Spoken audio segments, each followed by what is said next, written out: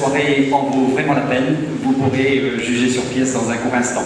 Je ne fais qu'une présentation purement formelle. Le président du conseil académique, Gilles Lajoie, le fera mieux encore que moi-même, avant que Michel Onfray n'entre en scène dans un court instant. La première des choses, c'est que je vais fixer un petit peu les horaires, parce qu'il se trouve qu'hier, nous avons épuisé véritablement Michel Onfray, qui a parlé quasiment pendant 3 heures. C'est beaucoup trop, et si on le remet à l'avion dans un état d'épuisement total, il faudra la petite voiture pour venir le chercher sur le macadam après. Donc voilà. Donc nous ferons en gros une première partie d'exposé, à savoir qu'il y aura un dialogue entre Michel Onfray et Geoffroy Lauveau que je vous présenterai tout à l'heure, sous forme dialoguée. Et puis nous vous offrirons la parole pendant...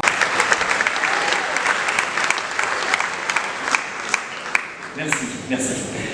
Pour cette soirée particulière et l'invitation de Michel Onfray, ont participé également le Fonds Réunion des Talents. Je demande à Géry de se lever. Le Fonds Réunion des Talents, merci, est une fondation du groupe Leclerc, et les ouvrages qui sont mis en vente à l'entrée, en effet, viennent également de l'espace Leclerc. Donc voilà un soutien actif et financier que nous apprécions beaucoup. Puisque j'évoque les ouvrages, il est évident, et là je vais enchaîner par rapport à ce que j'ai dit du point de vue des questions, vous serez sans doute frustré de n'avoir pas pu poser votre question parce que vous n'aurez pas eu votre réponse. Les meilleures réponses sont dans les livres, car, je le dis déjà, la lecture se prend, se reprend, on y va, on y vient, on réfléchit, on relit, bref, c'est un véritable dialogue dans la lecture que l'on fait avec la pensée de l'auteur. Donc voilà, je réconforte ceux et celles qui auront été privés, prenez des livres, lisez-les et abreuvez-vous de cette substantifique moelle, selon l'expression rebattue, excusez-moi, de l'employé. J'ai oublié de mentionner, dans les aides qui nous ont permis donc, de mettre en place ces soirées-là, également le Crédit Agricole,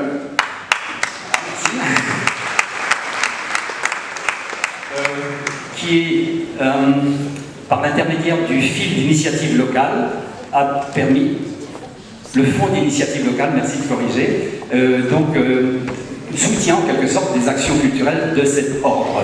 Le Crédit Agricole est notre banque depuis 1993, c'est la raison pour laquelle nous nous sommes adressés tout naturellement à ce groupe bancaire. Voilà, je crois en avoir terminé et je vais donc céder très volontiers la parole à Gilles Lajoie, donc président du conseil académique. Gilles.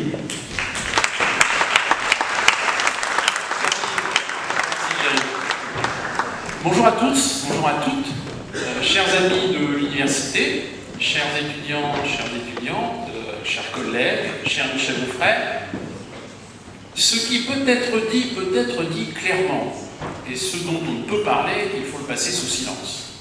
Notre plaisir d'accueillir ce soir Michel Onfray dans cette belle université peut-il être dit clairement? Car si on ne peut en parler, il faut le taire, suivant le bel aphorisme de Wittgenstein, et vous aurez compris que ce sont les mots qui viennent du Tractatus Logico-Philosophicus. C'est pourtant le pari que je relève devant vous dans ces quelques mots de bienvenue à l'endroit de notre invité du jour. En quelques mots seulement, notre plaisir est bien réel, pour au moins 2 raisons essentielles. La première, et en forme de clin d'œil, c'est bien sûr que recevoir dans nos murs un intellectuel qui invite depuis tant d'années à une pratique existentielle de l'hédonisme, sans en tirer plaisir, serait pour le moins paradoxal. Plus sérieusement, et en second lieu, il est particulièrement réconfortant, à l'ère des fake news, de la jocinesse, des réseaux dits sociaux, d'écouter puis de lire celui qui nous invite inlassablement à penser en homme d'action et agir en homme de pensée, pour reprendre les mots de Georges Sorel. Mais penser en homme d'action et agir en homme de pensée, c'est beau programme en effet, ô combien ambitieux, mais qui relève parfois d'un pari difficile dans la société qui est la nôtre, celle du spectacle permanent, du règne de l'instantanéité, des chaînes d'information continues qui alternent images violentes et publicité, surtout et enfin dans nos sociétés individualistes de masse, pour reprendre les mots de Dominique Volton. Mais dans cette société-là, qui est la nôtre, il peut y avoir de la honte à être heureux tout seul, comme disait Camus dans La Peste. Et cette alerte de Camus résonne avec force aujourd'hui, devant la croissance inégalée des inégalités dans un monde où les plus riches deviennent toujours plus riches et les plus pauvres toujours plus pauvres. Devant un nouveau mur qui se dresse entre les États-Unis et le Mexique, devant les drames humains en Méditerranée, devenus l'immense nombre des migrants qui cherchent juste à survivre. Dans un tel contexte, il est essentiel de faire nôtre la belle maxime spinoziste que M. Onfray nous rappelle souvent, ni pleurer, ni rire, mais comprendre. Et pour cela, j'ai le plaisir de céder la parole à Michel Onfray.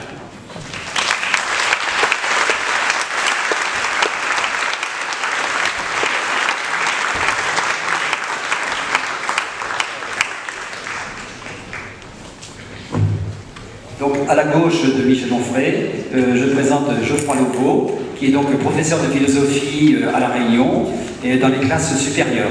Il est également inspecteur de philosophie dans le département. Donc voilà, ce sera un peu comme les dialogues de Platon, c'est le dialogue entre Michel et Geoffroy pendant 1 heure. Alors bonsoir, j'ai la lourde tâche, on m'entend bien?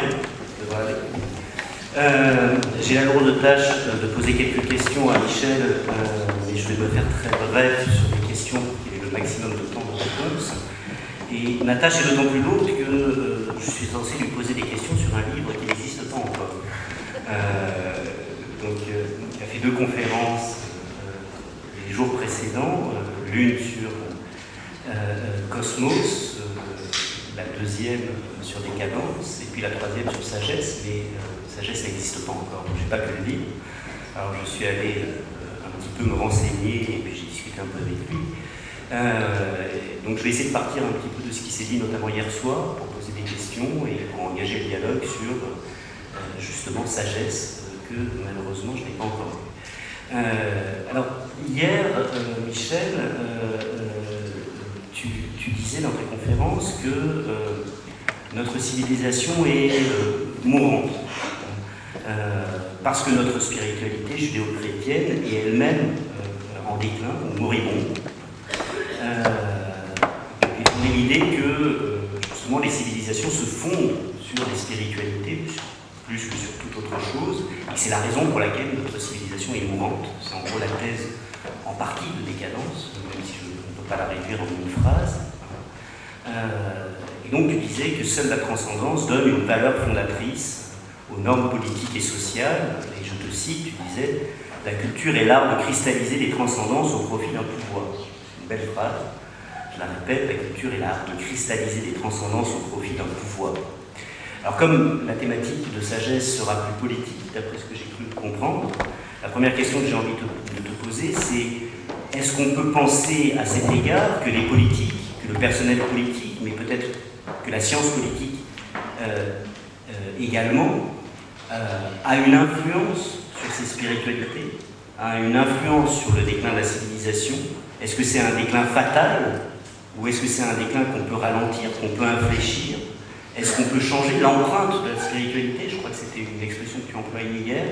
Est-ce qu'on peut changer l'empreinte de la spiritualité pour faire en sorte que notre spiritualité judéo-chrétienne résiste encore un peu, même si, d'après ce que j'ai pu comprendre, pour toi il est trop tard, mais on y viendra plus tard puisqu'il s'agira de mourir mieux. Oui, écoute, je te remercie pour le travail que tu as pu effectuer sur quelques-uns de mes livres, mais il se fait que Sagesse existe déjà. Qu'il est déjà même traduit en italien, qu'il est traduit en espagnol, mais on avait parlé en fait de politique. Et c'est un livre qui, pour le coup, n'existe pas encore politique. Et il ne s'appellera pas politique, il s'appellera probablement nihilisme, pour tout vous dire. Et donc, de fait, tu as raison de rappeler que je disais qu'une civilisation se construit avec une spiritualité, qu'une spiritualité c'est une transcendance, et que tout se tient. C'est-à-dire que quand la transcendance disparaît, la spiritualité disparaît, la civilisation disparaît.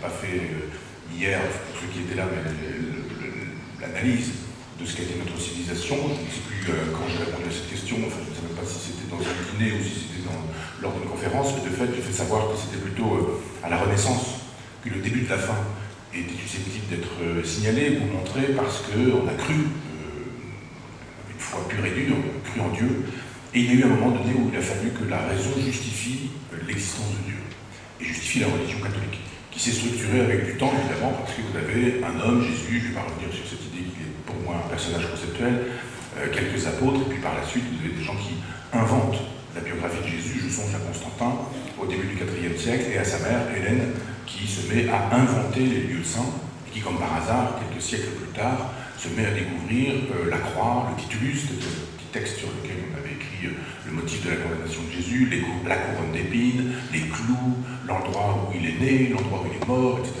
C'est singulier que 3 siècles plus tard, on puisse imaginer qu'une femme qui arrive découvre tout ça, alors que finalement, la géographie de l'époque n'était pas la même et que Nazareth n'existe pas au temps où Jésus est censé y naître. Donc de fait, on constitue, on structure une histoire, on raconte des légendes, l'art est là pour montrer ces légendes à ceux qui ne savent pas lire, qui ne savent pas écrire, donc on leur raconte les choses.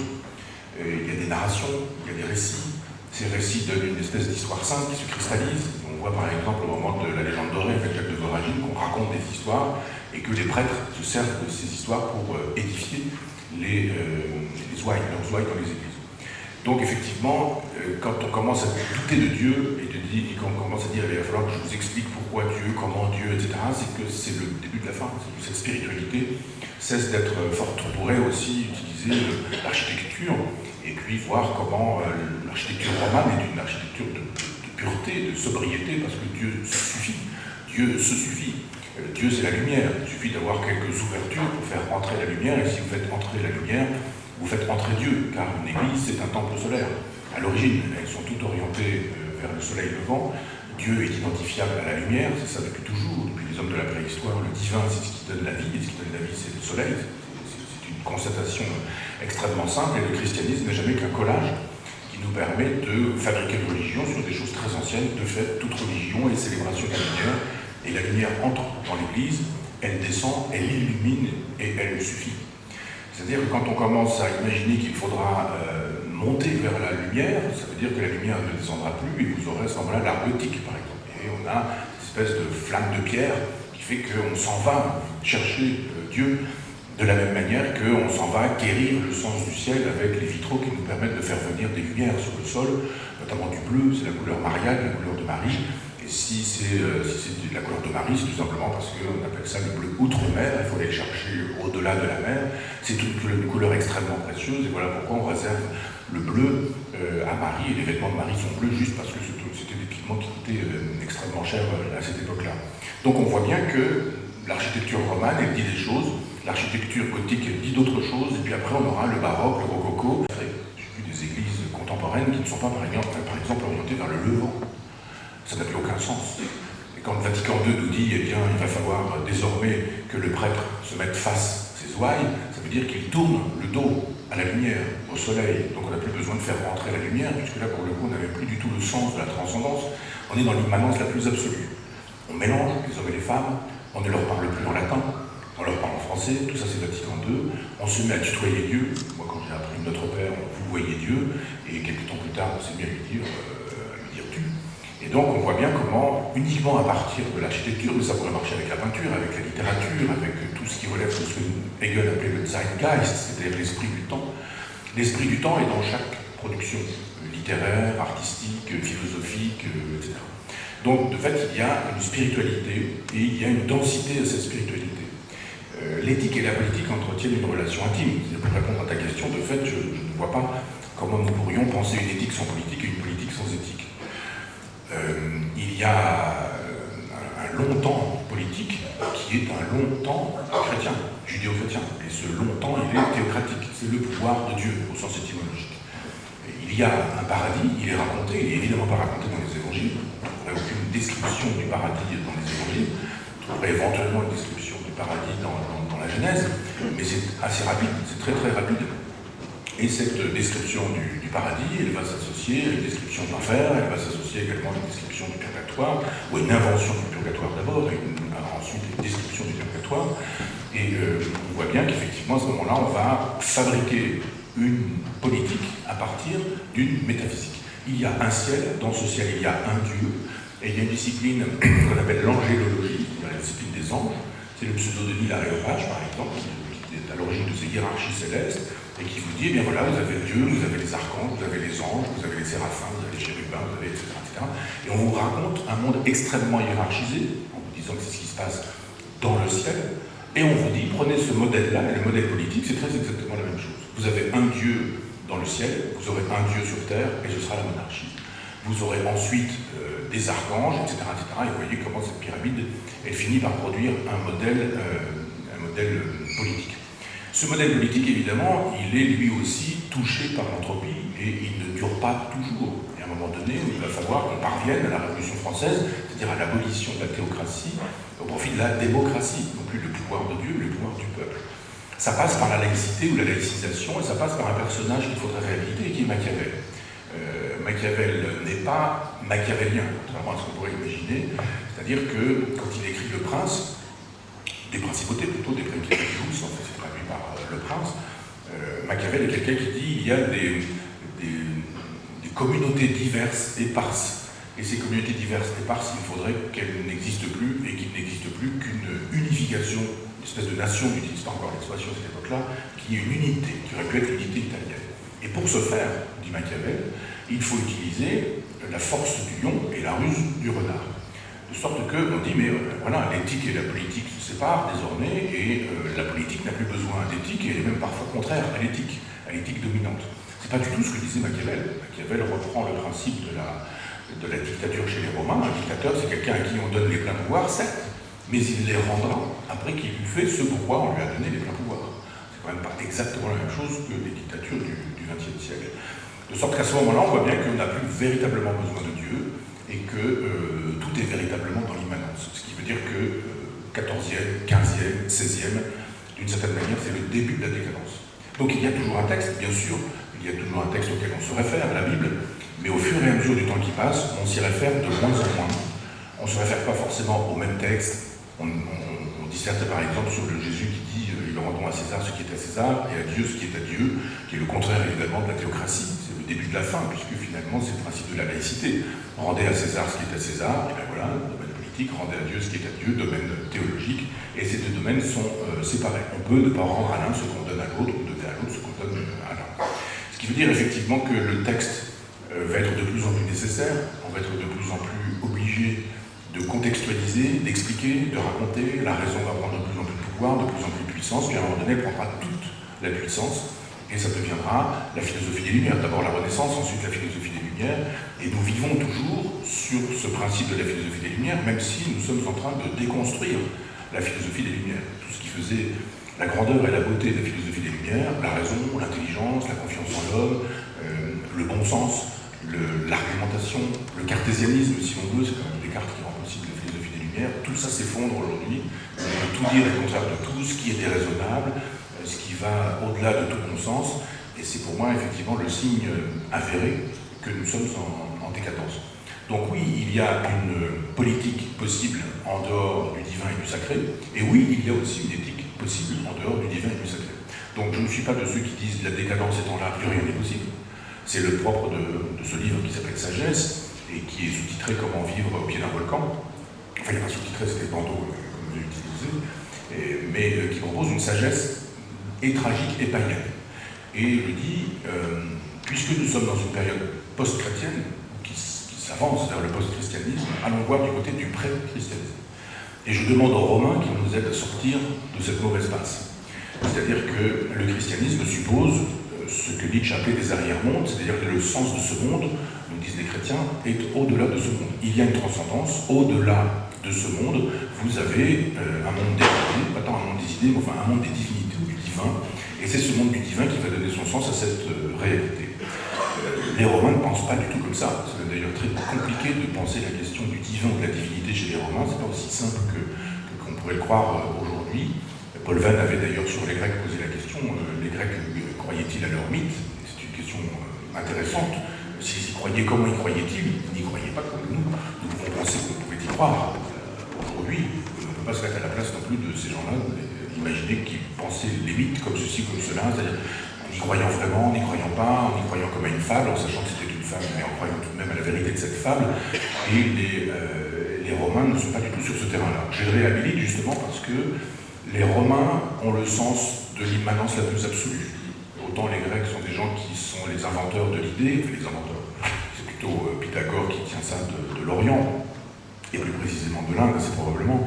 Mais il y a chez les Grecs un souci des idées, un souci des concepts, un souci de la philosophie pour la philosophie, et par exemple, le Parménide de Platon, la métaphysique d'Aristote ou les Énéades de Plotin sont des textes extrêmement compliqués, faits pour les philosophes de formation, les philosophes de profession, alors qu'il n'y a pas ça chez les Romains, qui nous proposent une philosophie très concrète. On a beaucoup dit qu'il n'y avait pas de philosophie romaine, que les Romains s'étaient contentés de mal traduire la philosophie grecque. C'est une sottise, évidemment, c'est une sottise parce que pendant très longtemps on a estimé que la statuaire grecque était supérieure à la statuaire romaine.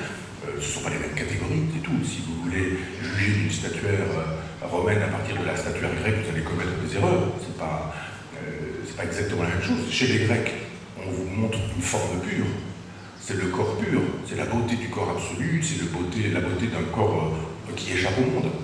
Praxitèle, enfin, tous ces gens-là font des statues extraordinaires. J'ai vu à La Réunion quelques temples hindouistes, et il faut toujours imaginer qui sont évidemment peints, que les temples grecs étaient peints, ils étaient polychromes.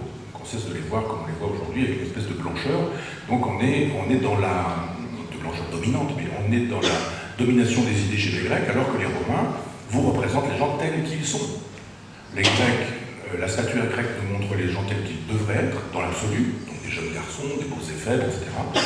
Les Grecs vous montrent un type qui a du ventre, qui a une calvitie, qui a un bouton sur le nez, qui a une verrue, ou ce genre de choses. On renvoie par exemple au portrait connu de Cicéron.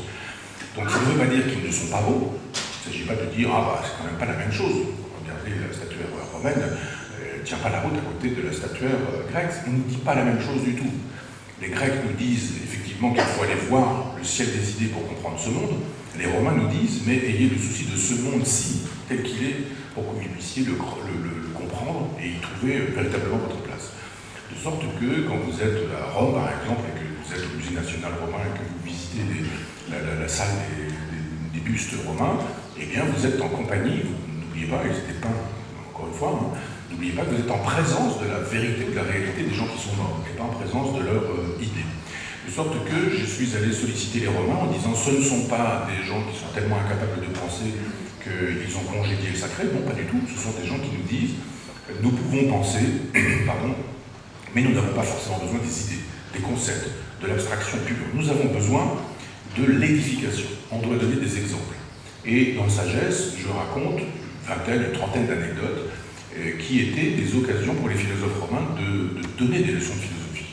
On ne disait pas, nous allons aujourd'hui parler de l'amitié, par exemple, de l'amour, et nous allons parler de l'idée d'amitié, ce qu'est l'amitié peut-elle exister sans des amis, est-ce que entre amis tout est commun, est-ce qu'on peut avoir un ami qui est plus âgé que soi, etc. On était dans pardon, ça ce sont les Romains, je me trompe. On n'est pas dans la théorie de l'amitié, en disant qu'est-ce que l'amitié et quelle relation entretient-elle avec l'idée d'amitié. Les Romains disent, mais non, mais peut-on avoir un ami plus âgé que soi, plus cultivé que soi, plus intelligent que soi, est-ce qu'on peut avoir un patricien pour ami si on est un plébéien, etc. C'est-à-dire qu'on pense de manière extrêmement concrète, extrêmement pratique. Il faut que ça serve, il faut que ce soit utile, il faut que ce soit existentiel. Et ce qui m'intéressait dans Sagesse, c'était de dire qu'il y avait des morales pratiques possibles et pensables, et qu'on devait pouvoir, au pied du volcan pour le coup, puisque le livre commence avec un commentaire de la lettre de Pline qui assiste, comme vous le savez, à l'explosion du volcan, à l'explosion du Vésuve, et je dis, mais nous sommes, c'est une métaphore évidemment, nous sommes sous la menace du volcan qui est en train d'exploser, comment pouvons-nous vivre ? Quelle vie est possible alors que nous sommes sous la menace du volcan ? Pour le coup, dissocions l'éthique et la transcendance, associons morale et immanence, allons voir du côté des Romains et restaurons un certain nombre de valeurs, de vertus, la grandeur, la dignité, le sens de la parole donnée, savoir vivre debout, s'engager, être un citoyen, c'est essentiel pour les Romains. Ce qui veut dire qu'effectivement, une éthique est possible, une politique est possible, et ce sont des éthiques et des politiques qui ne sont pas séparées, mais qui n'ont rien à voir avec la transcendance. Voilà pourquoi il peut y avoir une espèce de désespoir, de dépit à se dire que nous sommes en décadence, mais en même temps, on peut toujours se dire, dans ce temps de décadence, une morale et une éthique sont possibles, une éthique et une politique également sont possibles pour ça. Alors, merci beaucoup pour cette réponse. Pour poursuivre sur la question politique, sur la question de la responsabilité politique, notamment hier, dans les discussions qu'on a pu avoir, tu as souvent des mots très durs à l'égard des responsables politiques, peut-être au moins pour deux raisons. J'aimerais bien t'entendre réagir à ces dimensions.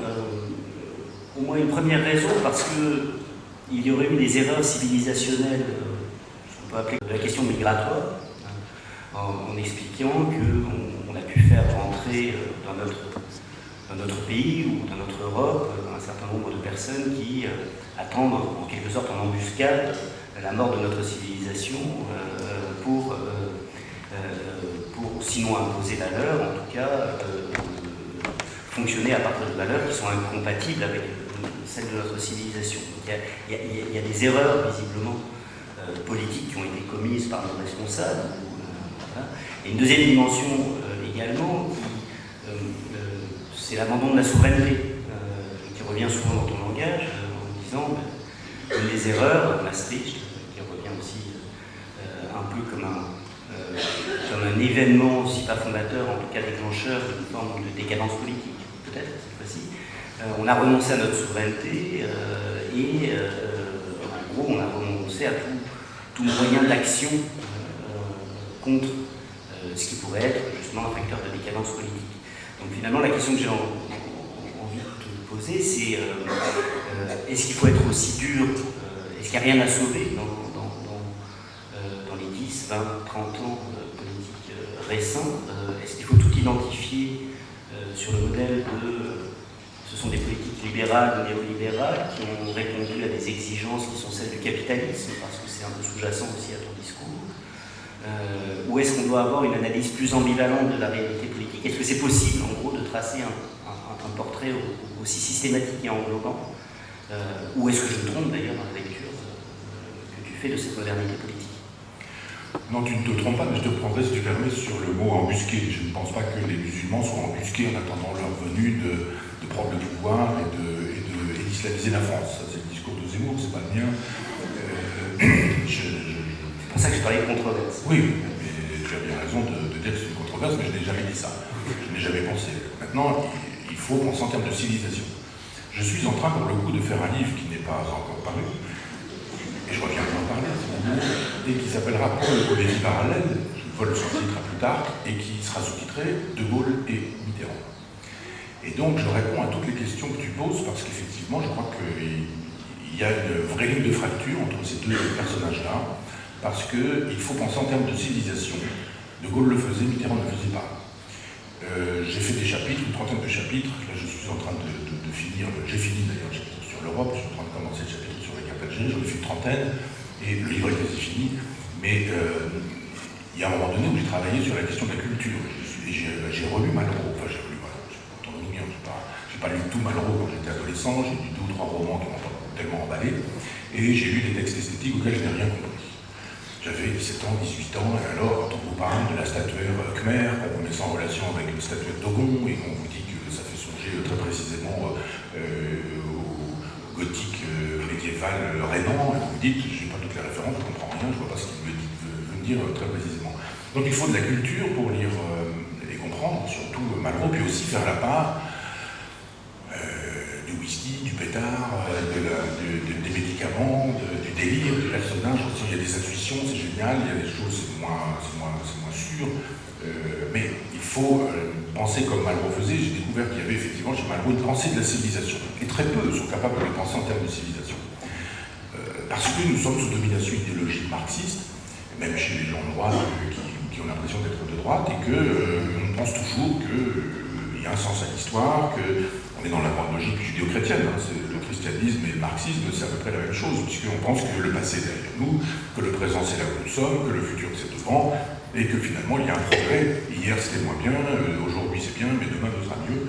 Et nous allons vers ce que les chrétiens appellent la parousie, c'est-à-dire le retour du Christ sur terre. Simplement, les marxistes disaient le retour du Christ, ce sera le prolétariat et ce sera la réalisation de l'histoire. De la même manière que la parousie réalise l'histoire pour les chrétiens, eh bien l'avènement du prolétariat était censé réaliser l'histoire pour les marxistes. C'est un schéma et tout le monde, au bout, y souscrit. Moi, je ne souscris pas à ce schéma-là, je souscris à des schémas, on en a un peu parlé hier, un schéma vitaliste en l'occurrence, mais à des lectures qui sont celles de gens dont on ne parle pas, et qui sont Spengler, par exemple, qui sont Toynbee, qui sont Doniz, qui sont même Hegel des principes de la philosophie, des leçons sur l'histoire sur la philosophie de l'histoire. Et je trouve qu'à ce moment-là, il faut savoir penser en termes de civilisation. Si nous voulons répondre à des questions comme la souveraineté française, Maastricht, la souveraineté telle qu'elle se présente aujourd'hui dans l'État français, la question des migrations, etc., il faut penser en termes de civilisation. Le général de Gaulle ne pensait pas à moins de 1000 ans. De temps en temps, il lui arrivait de dire « mais ça fait 1000 ans que je le dis ». Donc ça faisait rire les gens, sauf que il fallait cette névrose d'un individu disant « je suis la France » et noblesse oblige. C'était aussi ça, l'intérêt de la politique en un temps. Je ne vais pas dire non plus qu'avant c'était mieux et que maintenant c'est pas bien. C'est-à-dire qu'il y a eu un temps où les gens savaient que la politique permettait de servir les gens et non pas de s'en servir. Et aujourd'hui, on est souvent dans une configuration du « je m'en sers » et j'ai pas l'intention de servir les gens. On va parler des gilets jaunes, mais on pourrait, et ça nous permettrait d'illustrer un peu ma thèse. Mais je pense simplement que nous avons changé de braquet parce que De Gaulle n'a cessé de penser en termes de civilisation. La France va-t-elle durer encore? La France continuera-t-elle? Peut-on faire le nécessaire pour qu'elle dure encore? Les Allemands arrivent, en France, en juin 40, le 17 juin 40, le maréchal Pétain a dit « bon ben voilà, maintenant ça y est, c'est réglé, il faut les accueillir, etc. » Le 18, le lendemain, le général de Gaulle fait son appel en disant « non, c'est pas possible.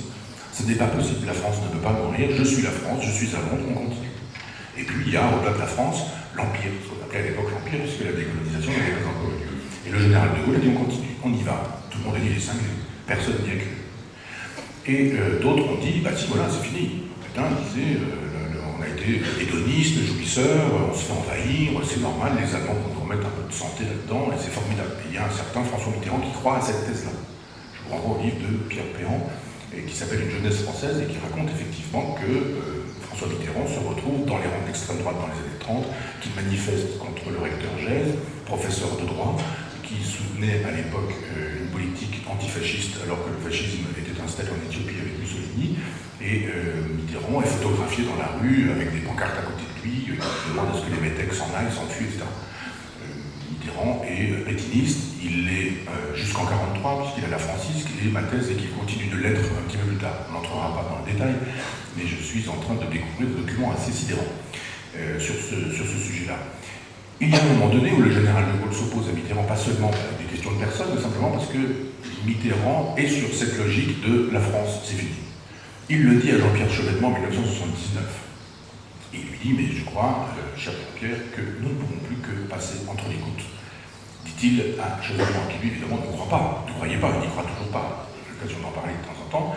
Et lui pense que des choses sont encore faisables, possibles ou pensables. Il se fait que quand Mitterrand dit nous ne pouvons plus faire que passer entre les gouttes, il estime qu'il faut diluer la France, la souveraineté de la France, dans un État européen qui sera fédératif, mais qui est un premier temps, c'est l'Europe de Maastricht, vous l'aurez compris, mais qui n'est qu'un premier temps pour un gouvernement planétaire. C'est le projet de Jean Monnet. C'est le projet des États-Unis. Les mémoires de Jean Monnet ont été écrites par les Américains, financées par la Ford Foundation, et par Durosel, professeur à Sciences Po, qui a mis quelques étudiants là-dessus pour fabriquer la fiction d'une Europe tellement formidable qu'elle nous permettrait de réaliser la paix, d'en finir avec les guerres, et surtout d'organiser les marchés pour que le marché soit total et libre en Europe, et qu'il soit total sur la planète un jour. Dès lors, il faut détruire les nations, il faut détruire les frontières. Tout ce qui contribue à détruire la souveraineté nationale est une bonne chose, puisqu'il faut constituer un gouvernement planétaire. L'Europe de Maastricht n'étant jamais qu'un moment dans ce long mouvement de la construction d'un gouvernement planétaire. C'est dit, c'est écrit. Je ne fantasme pas.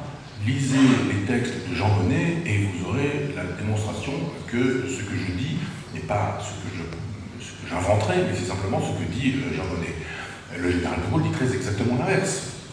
Il dit la France doit rester une nation, un pays. Ça n'exclut pas qu'on puisse accueillir des migrants, l'évidence, Mais les migrants sont dans une république et ils acceptent la règle du jeu de la république.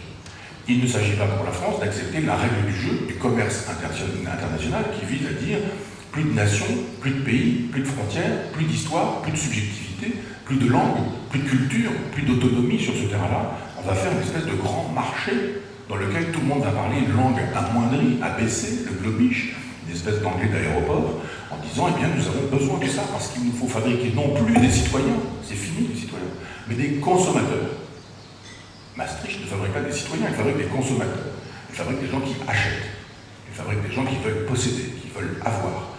Donc effectivement, si on pense en termes de civilisation, De Gaulle dit, il faut que la France puisse durer, il faut qu'elle puisse continuer parce qu'elle procède d'une civilisation qui est une civilisation européenne, occidentale, judéo-chrétienne. Cette Europe, elle est culturelle. C'est l'Europe de Saint-Augustin, c'est l'Europe de Jean-Sébastien Bach, c'est l'Europe des architectures de Lebrun, c'est de la peinture, etc., etc. Vous savez, c'est la culture que vous connaissez, c'est Bach, c'est Wagner, c'est Mahler, c'est Rimbaud, c'est Verlaine, c'est Proust, c'est Joyce, c'est tout ça. Et tous les gens qui, eux, tiennent pour un gouvernement mondial disent mais ça n'est plus nécessaire. On n'a plus besoin de cette culture-là, il faut des consommateurs, il ne faut pas des citoyens. Dès lors, oui, l'enjeu, c'est vraiment la souveraineté. Me semble-t-il, la souveraineté c'est très simple, je prends souvent un exemple, moi j'habite dans un immeuble et il y a 5 étages et il y a 2 appartements par étage et la souveraineté c'est que je décide chez moi ce que je mange, quand je mange, à quelle heure je me lève, à quelle heure je me couche et qui je reçois, qui je ne reçois pas. Si je n'ai plus la souveraineté, mais que ma souveraineté est diluée dans le comité de l'immeuble, genre d'État fédéral, eh bien il y aura un comité qui dira vous allez vous coucher à telle heure, vous allez vous lever à telle heure, vous allez manger ceci, vous n'allez pas manger cela, vous recevrez telle personne, mais vous ne recevrez pas celle-ci, vous ne recevrez pas celle-là. Je ne suis plus maître chez moi. On peut vouloir ça. La servitude est un vieux désir. L'envie de se soumettre est un vieux désir. C'est vieux comme le monde. C'est l'éthologie qui nous raconte ça. C'est le problème des dominations, du mal dominant, c'est des problèmes de territoire. Moi, je ne veux pas ça. Je veux être souverain chez moi, je veux être souverain dans ma vie, je veux être souverain dans ma ville, je veux être souverain dans mon département, dans ma région, dans mon pays, dans l'Europe, dans le monde, parce qu'il n'y a rien de mieux que la souveraineté. Au point qu'aujourd'hui, on nous dit que souverainiste est une insulte. C'est quand même extraordinaire. Souverainiste est une insulte, ça veut dire que le contraire est donc une vertu. Si souverainiste c'est un vice, être souverain c'est un vice, ça veut dire que la vertu c'est d'être un vassal. La vassalité, elle est quand même clairement dite franchement par les Américains. Je vous rappelle que le 6 juin 1944, quand les Alliés arrivent, l'opération s'appelle Overlord. Et vous n'avez que ce mot-là pour expliquer Overlord. Mais ça veut dire quoi Overlord, tiens, d'ailleurs, en français? Ça veut dire suzerain. On ne peut même pas mieux dire qu'on vient vassaliser. Ça ne les intéresse pas. Ils n'en ont rien à faire, les Américains. C'est moi, c'est l'Europe, c'est leur affaire. Sauf qu'un jour, Adolf Hitler déclare la guerre aux États-Unis. Et qu'Adolf Hitler est en train de travailler à des avions réaction. Et qu'il a un programme nucléaire. Et qu'il sait très bien que les Américains savent très bien que le jour où on pourra apporter une bombe atomique avec un avion en réaction et qu'on pourra bombarder New York, alors à ce moment-là, la guerre, elle se fera sur le terrain des États-Unis. Dès lors, les Américains disent on va la faire sur le terrain européen. Mais ils ne viennent pas en disant on va vous massacrer quantité de jeunes garçons, des GI qui viennent là parce qu'ils veulent la liberté. Pas du tout. Il s'agit de faire la guerre à quelqu'un qui a déclaré la guerre aux États-Unis sur le territoire français, dans un premier temps, puisqu'il s'agit de vassaliser la France et de continuer jusqu'à Moscou.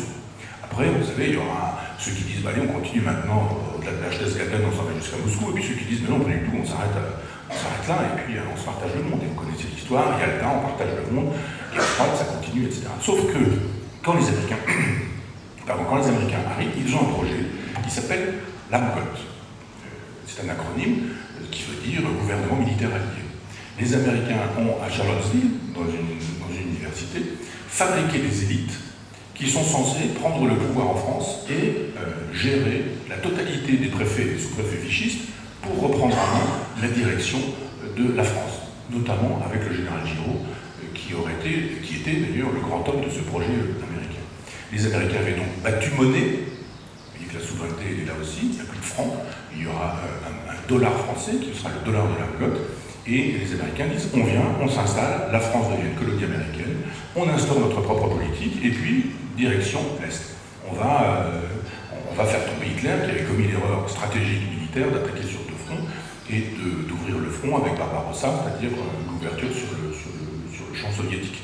C'est en perdant la bataille de Stalingrad que la guerre est terminée, et on comprend à ce moment-là que 42, 43, un tas de gens deviennent résistants après la partie vichyste. Ils ont bien compris que la guerre est terminée, que c'est une affaire de temps et que les Américains vont arriver et qu'il vaut mieux changer de bord. Voilà pourquoi Mitterrand devient résistant, voilà pourquoi Marguerite Duras, alors qu'elle est couchée avec un gestapiste, devient elle-même résistante, exactement dans le même groupe que François Mitterrand. Donc, et que Edgar Morin. Donc effectivement, l'histoire, elle s'écrit de manière extrêmement simple. Il suffit de savoir regarder ce qui a été dit, ce qui a été raconté. Les Américains ont le désir de s'installer en France pour fabriquer de l'argent, du business. Moi, mon père était ouvrier agricole au début de la guerre, il labourait avec les chevaux. Après la guerre, il est allé avec un cheval et un charretier à la gare, à 12 km d'argent de ce village, d'Argentan, et il a récupéré un tracteur en morceaux. Ils ont remis le tracteur, ils ont reconstruit le tracteur. Et puis mon père, il s'est bien travaillé avec un tracteur. On appelait ce tracteur un Marshall. C'était en fait un McCormick, mais on l'appelait Marshall parce que c'était le plan Marshall. Qu'est-ce que le plan Marshall? C'est une autre façon d'instaurer la politique américaine en France. C'est le général de Gaulle qui, au discours de Bayeux, dit non, vous rentrez chez vous, vous êtes fort sympathique, mais moi j'ai déjà nommé des préfets, donc ça ne marchera pas. Churchill est en train de tergiverser, il se dit on fait quoi, etc. Puis finalement le général de Gaulle gagne, et vous connaissez l'histoire, c'est le général de Gaulle qui descend les Champs-Élysées, et c'est lui qui fait le gouvernement provisoire, 46, et après vous connaissez l'histoire. Simplement les Américains ne se sont pas dit on a perdu cette occasion, et puis on l'a perdu définitivement, ils se sont dit avec Jean Monnet on va revenir. Et avec le traité de Maastricht, ils ont gagné. Et donc c'est ce qu'il aurait fallu dire, mais il aurait fallu dire la vérité. Qu'est-ce qu'on a raconté au contraire? On a dit qu'il ne faut même pas garder votre souveraineté. Les souverainistes sont des nationalistes. Le nationalisme, c'est la guerre. Nous, on est des progressistes. Donc vous avez le choix entre le progrès ou la guerre. Nombre de gens peuvent m'informer, on dit, bah oui, si on a le choix entre le progrès et la guerre, on choisit le progrès. Et on a avalé l'Europe de Maastricht, qui a consisté à dire, eh bien, il n'y a plus de souveraineté française. Transfert de souveraineté, la souveraineté maintenant, effectivement, c'est plus en France. Le président de la République n'a pas grand-chose à faire, il ne peut pas choisir grand-chose, il fait juste semblant. Il n'a pas le choix d'une politique, d'ailleurs il n'a plus le choix d'une politique monétaire. Il n'y a plus de monnaie. La monnaie unique, c'était la fin de la souveraineté. C'était la fin d'une possibilité même de faire une politique. Donc il faut penser en termes de civilisation, et on voit bien que ceux qui estiment qu'il faut transformer l'Europe en un marché commun, qu'il faut abolir les citoyens pour en faire des consommateurs, qu'il faut supprimer le droit du travail, et que pour ce faire, il n'y a rien de mieux que d'ouvrir grand les frontières, puisque vous avez toujours plus misérable qu'un prolétaire français, et vous aurez effectivement tous les damnés de la terre qui viendront, et on les comprend. On leur présente ça comme un Eldorado, et d'une certaine manière c'est un Eldorado. Ils arrivent, et effectivement, on a pour le coup une façon de détruire la souveraineté, de détruire les nations, de fabriquer un grand marché dans lequel effectivement la paupérisation fait son beurre. Ce qu'on dit, on en a parlé un petit peu, enfin, tout à l'heure derrière les rideaux, en disant que la paupérisation était une phrase, enfin un mot qu'on utilisait beaucoup, mais c'est une vérité, c'est une réalité aussi. On voit bien que les gens qui jadis disposaient d'une école, de services publics, qui disposaient d'une santé, qui disposaient de retraite, eh bien on n'en dispose plus, que c'est terminé, que maintenant il y a les médecines à deux vitesses, ceux qui peuvent se soigner, ceux qui ne peuvent pas, des enfants qui à l'école n'apprennent plus rien, et qui n'apprennent plus que ce que les parents enseignent, c'est-à-dire que finalement la bourgeoisie se reproduit sans difficulté, pendant que le prolétariat ou les miséreux ne font jamais que reproduire du prolétariat et des miséreux. C'est ça la signification aussi des Gilets jaunes. Et donc, je crois que ce sont des choses qui n'ont pas été dites. On a juste fait savoir qu'il n'était pas question qu'on puisse voter pour les nations puisque c'était la guerre, alors que finalement, l'enjeu n'était pas celui-là. On sait que la plupart des médias appartiennent à quelques milliardaires. Et que donc, ces médias, vous allez vous croire que vous changez de journal quand vous achetez Le Figaro, Libération, Le Monde, ou je ne sais quoi, en fait, vous achetez le même journal. C'est la même idéologie. Vous n'avez pas un seul journal, un seul quotidien souverainiste. Ça n'existe pas. Vous avez ceux qui font semblant, l'humanité, et qui finit toujours par voter pour Macron parce qu'il s'agit de faire barrage au fascisme. Mais globalement, tout ça fait semblant, on est des gens de gauche, etc. Mais le jour dit, bah, finalement, tout le monde va voter à peu près la même chose. Pas d'émission à la télévision, où on présente les souverainistes comme des gens qui ont des choses à dire. Pas du tout. On veut bien inviter Jean-Pierre Chevènement parce que c'est un vieux monsieur, il est garé des voitures, c'est un sage, il ne va pas être président de la République, il ne va pas s'y présenter. Donc maintenant, on invite de temps en temps Jean-Pierre parce qu'il est digne, parce que c'est un homme élégant intellectuellement et qu'on veut bien encore l'accepter. Mais sinon, non, on criminalise tous les gens qui défendent l'idée d'une souveraineté en disant que depuis toujours, ce qui a fait la politique, c'était la souveraineté. On est maître chez soi. Quand les Américains disent Overlord, opération Overlord, ils disent on va vassaliser la France et on va vassaliser l'Europe. Ils y sont parvenus. Mais le général de Gaulle a résisté. C'est-à-dire que de 1946, date où il revient aux affaires, jusqu'en 1969, au moment où il s'en va, il résiste à cette puissance civilisationnelle américaine, en disant mais non, il y a une puissance civilisationnelle européenne. L'un des tours pendables que les maastrichtiens font à ceux qui ne sont pas maastrichtiens, c'est de laisser croire que, effectivement, quand on défend l'État, on est du côté du fascisme, qu'on est du côté du nazisme. Souvenez-vous, quand Macron fait son deuxième tour de présidentielle, sa campagne entre les deux tours, il reste Marine Le Pen, il a absolument besoin de Marine Le Pen, il faut absolument Marine Le Pen pour pouvoir être élu, pour pouvoir exister, etc. Eh bien, il s'en va une fois au radeau sur Glane, das Reich, et une fois au musée de la Shoah, 6 millions de morts. Sous-entendu, Marine Le Pen, c'est la Shoah et ce sont 6 millions de morts. Donc vous allez savoir où il faut voter et comment il va falloir bien voter. Donc de fait, quand il y a une incapacité à savoir ce qu'est l'histoire véritablement, une incapacité à savoir ce qu'ont été Erlangen, est-ce que signifie Overlord, est-ce que ça a signifié l'arrivée des Américains, etc., etc. Quand on ne sait pas ça, on souscrit à cette idée que, ah oui, le progrès, la fameuse parousie, le progrès, c'est effectivement de réaliser une Europe, parce que quiconque ne veut pas d'une Europe libérale est contre l'Europe. Mais c'est faux. Tout le monde est pour l'Europe. Je n'en connais pas, moi, qui soit contre l'Europe. Je connais juste des gens qui veulent une Europe qui soit l'occasion de diluer les nations, celle de Jean Monnet, c'était également celle de François Mitterrand, et d'autres qui, comme le général de Gaulle, disaient il faut une Europe qui soit une Europe des nations, une Europe des cultures, mais dans laquelle chacun va rester avec sa subjectivité. Il faut qu'il y ait des Molières en France, qu'il y ait des Dante en Italie, qu'il y ait des Cervantes en Espagne, qu'il y ait des Goethe en Allemagne, et que tout ça se passe très bien, et qu'il y ait des... Lui pensait que l'Europe devait se faire de l'Atlantique à l'Oural, il avait d'ailleurs bien raison, et qu'il y ait des Dostoïevski en Russie. Donc, je pense que ce sont effectivement les enjeux majeurs, mais qu'on n'a jamais l'occasion de dire que ces enjeux majeurs sont ceux-là. On ne doit pas être d'accord avec moi, de me dire que je me trompe, de contre-argumenter, et puis à ce moment-là, on fait véritablement un débat. Mais il n'y a plus de débat. Et c'est un peu le signe des dictatures. Le signe des dictatures, c'est qu'effectivement, vous avez le bien, le mal, et qu'aujourd'hui, le bien, c'est Maastricht, et si vous êtes anti-maastrichtien, c'est le mal. Vous avez l'Europe, et c'est formidable, c'est le bien. Si vous défendez la souveraineté, c'est le mal. Vous avez le bien, c'est Emmanuel Macron, mais c'était aussi Hollande, c'était aussi Sarkozy, c'était aussi Chirac, c'était aussi, j'en oublie peut-être un entre deux, et Mitterrand en 1983, dès 1983, et c'est le même monde. Ce sont les mêmes gens.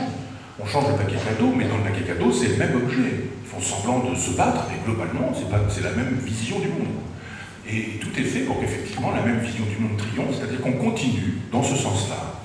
Dilution des nations, dilution des pays et dilution des peuples, dilution des cultures, déculturation. Tout est fait d'ailleurs pour qu'on ne sache plus ni lire, ni écrire, ni compter, ni penser. Les enfants passent beaucoup plus de temps devant leur téléphone portable que devant un instituteur. Les téléphones portables ont fait de telle sorte qu'on fabrique aujourd'hui des individus dont la capacité de concentration n'excède pas 3 minutes. Qui peut lire La recherche du temps perdu avec une capacité de concentration qui n'excède pas 3 minutes?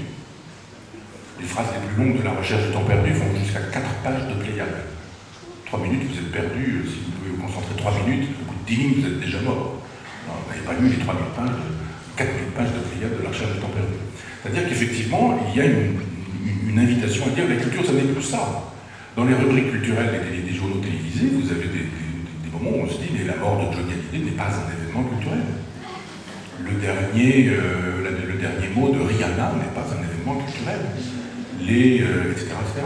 Les choses auxquelles on est habitué aujourd'hui quand il s'agit de parler culture. Donc je crois qu'effectivement, il y a des vrais enjeux politiques, pas parce qu'on est dans une période de décadence, il y a vraiment des enjeux politiques, mais je ne crois pas non plus que, comme j'ai pu le dire hier, qu'on pourrait imaginer qu'un sauveur, un Jean-Pierre Chevènement par exemple, pourrait arriver au pouvoir aujourd'hui en disant moi je vais inverser la vapeur, je vais changer le mouvement. Ça n'est plus possible, ça n'est plus pensable parce que ce qui a été initié est en train de marcher et que ce qui marche c'est effectivement la dilution de tout ce qui est nation sous prétexte que la nation c'est national et c'est le nationalisme. Je rappelle quand même que la fête de la Fédération et que la nation sont des grands moments de l'histoire de la Révolution française et qu'il n'y a pas que la terreur, en déplaise à Jean-Luc Mélenchon, ou à Alexis Corbière, il n'y a pas que Saint-Just, il n'y a pas que les Jacobins, il y a eu aussi la fête de la Fédération, il y a eu aussi Valmy, il y a eu aussi les Girondins, et qu'on peut faire de la politique autrement. Il n'y a personne aujourd'hui sur le terrain politique qui puisse défendre une alternative crédible à l'Europe maastrichtienne, parce que tout est verrouillé pour que ça ne soit pas possible. Les journaux, je vous disais tout à l'heure qu'ils étaient dans les mains des gens qui de toute façon défendaient cette idéologie-là. Quiconque ne défend pas cette idéologie-là est criminalisé et pénalisé. On se retrouve assez régulièrement dans des tribunaux pour simplement avoir dit la vérité, aujourd'hui en termes éthiques, parce que je reste un démocrate, je reste un républicain, et je pense que le fondement de la démocratie, c'est son étymologie. C'est le pouvoir du peuple, par le peuple, pour le peuple. Je crois que nous n'y sommes pas et que nous n'y sommes plus. Alors, merci.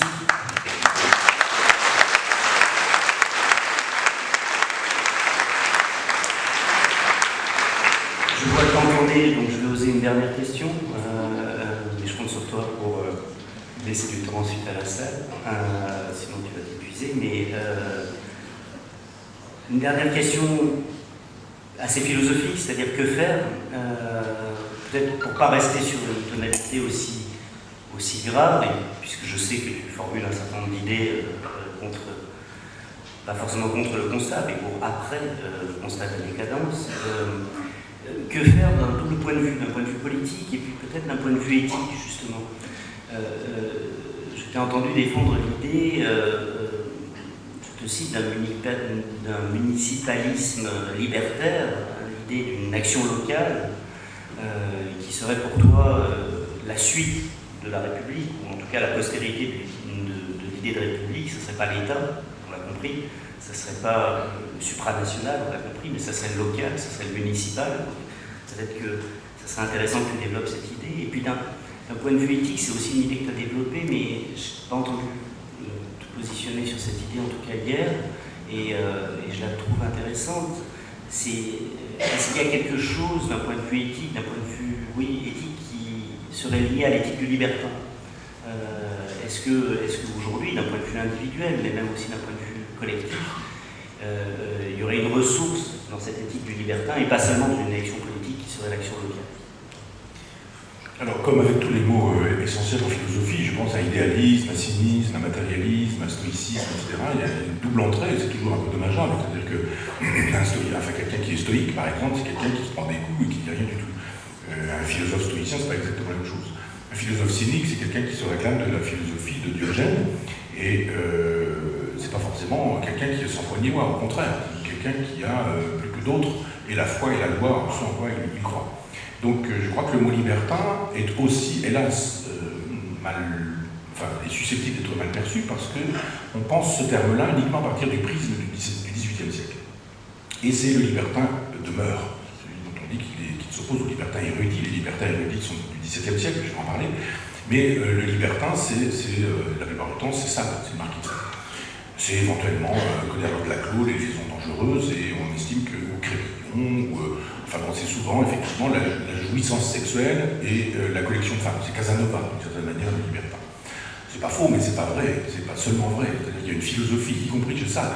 C'est-à-dire qu'il y a chez Sade toujours c'est presque une espèce de sandwich. Vous avez des pages de sexualité, puis des pages de théorie. Il lui met le machin dans le truc, il lui reprend le truc par derrière, etc. Puis après, et alors que penses-tu de l'âme? Penses-tu qu'elle est vraiment faite de matière? Il lui reprend le truc, machin, je pense, cher romancier, que non, l'âme n'est pas matérielle, qu'elle est constituée d'atomes qui sont dans un... Il lui met le... Non, c'est fatigant. Je dis, à un moment donné, vous avez vite compris ce qui va se passer. Ça dépend, il y a des gens qui tourneraient certaines pages, d'autres pas. Mais moi, je tourne les pages du livre, etc. Et pour m'attarder sur les pages philosophiques, parce qu'il y a effectivement une vision du monde chez Sade. Une vision hyper déterministe. C'est-à-dire qu'il n'y a pas de Dieu, tout est déterminé, et d'une certaine manière, la nature nous dit il y a des bons et des méchants, il y a des bêtes de proie, il y a des prédateurs, voilà, c'est ainsi, on laisse faire, et puis ça c'est la jouissance. Puis si la jouissance passe par la destruction d'autrui, eh bien, tant pis, c'est pas bien grave. Moi, j'ai pas beaucoup de ça, mais je préfère le libertinage d'un Fourier au siècle suivant, au XIXe siècle, parce qu'il est hédoniste, solaire, parce qu'il est partageur, parce qu'il est libertaire, parce que tout est possible, tout est pensable dans la configuration des échanges. Je propose ceci, qu'est-ce que tu proposes? Je veux pas, je suis d'accord. Vous avez des gens qui sont des obsédés de l'orteil gauche en matière de sexualité, et dit Charles Fourier, et il dit il faut qu'il trouve quelqu'un qui est un obsédé de l'orteil gauche aussi, et puis ils vont se rendre heureux, ce sera formidable. Je pense que seul coup. Charles Fourier aurait adoré les sites de libertinage aujourd'hui, mais ce sont des sites, enfin ce sont des propositions, celles de Fourier, qui sont vraiment libertines et libertaires, alors que le libertinage du XVIIIe siècle est un libertinage féodal. J'ai beaucoup dit de Sade qu'il était non pas le premier républicain, mais le dernier des penseurs de la féodalité, et je le crois vraiment. Donc je ne suis pas ce libertin-là. En revanche, le libertin du XVIIe siècle est une figure qui m'intéresse. Et le libertin, il faut là encore revenir à l'étymologie, c'est libertinus, c'est l'affranchi. Et ce sont des gens qui n'ont pas de libertinage sexuel, de mœurs, pas du tout. Des gens comme Gassendi, des gens comme Charron, des gens comme Cyrano de Bergerac, encore que Cyrano, mais bon, il y a des poètes aussi qui sont connus dans ce monde-là. Il y a 2 volumes de Pléiade, si vous voulez, sur les libertins érudits du XVIIe siècle, c'est très intéressant, il y a donc 3000 pages, qui renvoient à ces penseurs-là. Et là, oui, ça m'intéresse, le libertin, parce que le libertin, c'est celui qui est affranchi. Je n'ai pas par hasard, je veux dire, créé le concept, enfin bon, oui, disons-le comme ça, créer le concept de contre-histoire. C'est beaucoup utilisé maintenant, mais la contre-histoire de la philosophie, qui fait, je sais pas, 13, 14 volumes, je ne sais plus, dit quelque chose. La contre-histoire, c'est une histoire, bien sûr. Et je pense qu'il faut que nous puissions faire des contre-histoires qui restaureraient l'histoire véritable, parce que nous fabriquons des légendes. Et nous avons fabriqué quantité de légendes, y compris sur le libertinage, parce qu'effectivement, nous n'avons pas besoin, nous ne voulons pas, ou l'État n'a pas besoin d'affranchis. Qu'est-ce qu'un affranchi? C'est quelqu'un qui dit ni Dieu ni maître. C'est quelqu'un qui dit je ne me reconnais aucune autorité, si ce n'est l'autorité de la raison, de l'intelligence, du gouvernement rationnel, de mon comportement, mais aussi de ma pensée. En ce sens, Descartes est un libertin.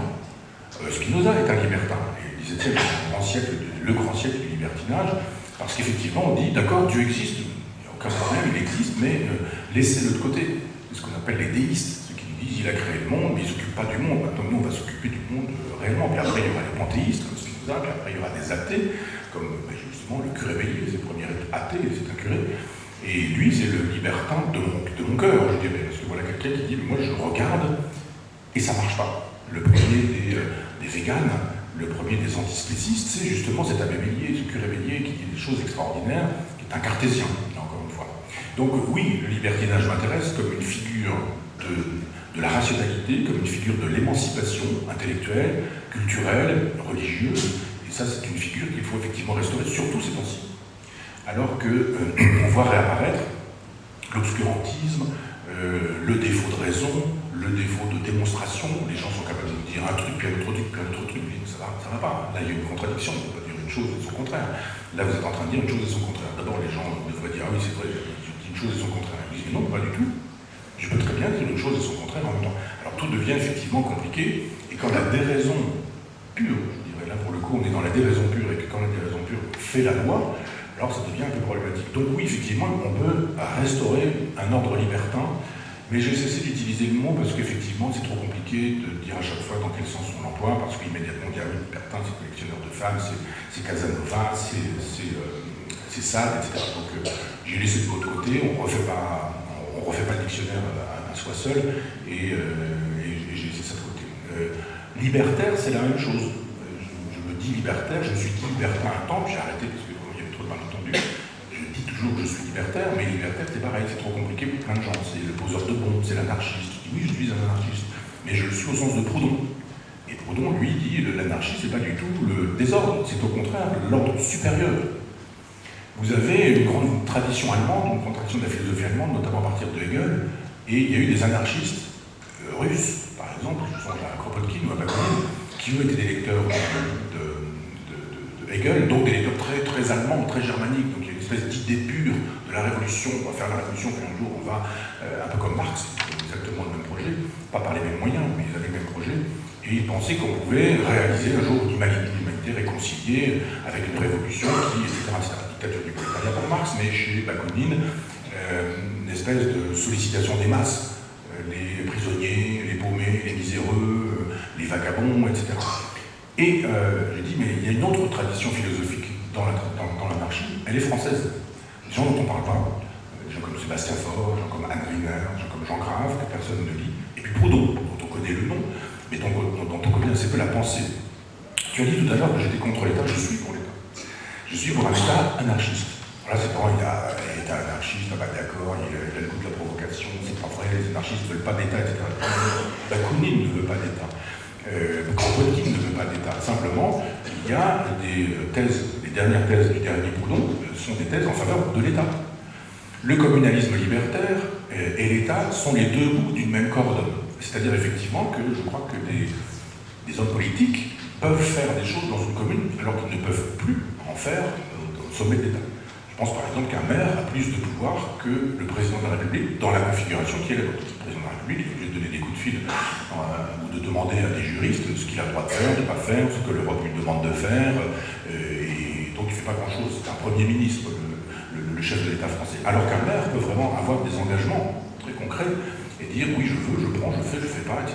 Et produire des effets assez rapidement. Puis tout à l'heure, grâce à Michel, découvert l'école des Beaux-Arts, je ne sais pas si on dit l'école des Beaux-Arts, mais qui fait un travail formidable avec les communautés de communes. Donc il y a vraiment un travail extrêmement intéressant parce que des communautés de communes peuvent montrer la voie en disant regardez, on peut faire de la politique autrement et différemment. Et je crois à ça. Et je crois que le communalisme libertaire, c'est ce qui fait qu'on refait confiance à nouveau au principe de l'autogestion. L'autogestion n'existe plus depuis que l'État jacobin, je dirais, existe. Alors là, je commets une erreur historique, parce que je vais parler du jacobinisme avant que les jacobins n'aient eu lieu. Mais dès que Philippe le Bel unifie la nation française, nous avons un État jacobin. Après, évidemment, ce sont les jacobins de 93 qui s'illustreront dans cette théorie-là. Mais j'appelle jacobin quiconque pense que la nation, c'est la capitale, et que la capitale, au sens étymologique, la tête, fait la loi pour le restant du corps social. Ces jacobins-là, ils font la loi avec Louis XIV, évidemment. Alors, mettez jacobin entre guillemets, ne faites pas dire en Afrique qu'il y a des jacobins à l'époque de Louis XIV, mais cet esprit-là, cet esprit étatiste, disons-le plutôt comme ça, l'esprit étatiste de Philippe le Bel, on le retrouve chez Louis XIV, puis on le retrouve dans la Révolution française. Il y a un très beau livre de Tocqueville qu'on lit peu, et qui pourtant est bien plus intéressant, me semble-t-il, que de la démocratie en Amérique, et qui est l'Ancien Régime et la Révolution.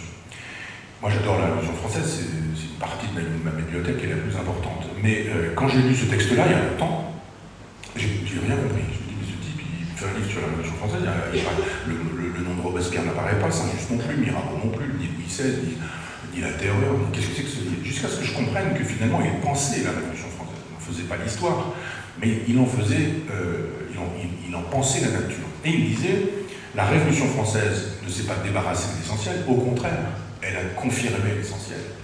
L'état centralisateur de Philippe le Bel, puisqu'on y a gazé des gens, on y a détruit des gens, on y a rasé des villages, on a jeté des gens dans des puits, du simple fait qu'ils étaient vendéens, du simple fait qu'ils étaient républicains, ils habitaient en Vendée, on a dit, il va falloir raser la Vendée, c'est Robespierre qui le dit. Donc effectivement, je crois que la vraie question politique aujourd'hui, c'est est-ce qu'on continue encore avec le jacobinisme?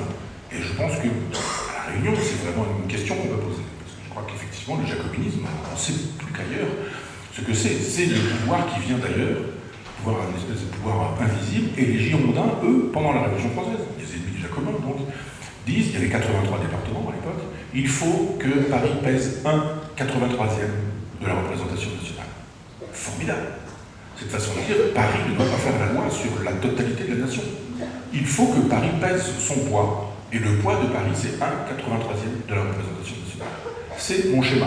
Je suis anarchiste au sens du Proudhon et girondin au sens de la Révolution française.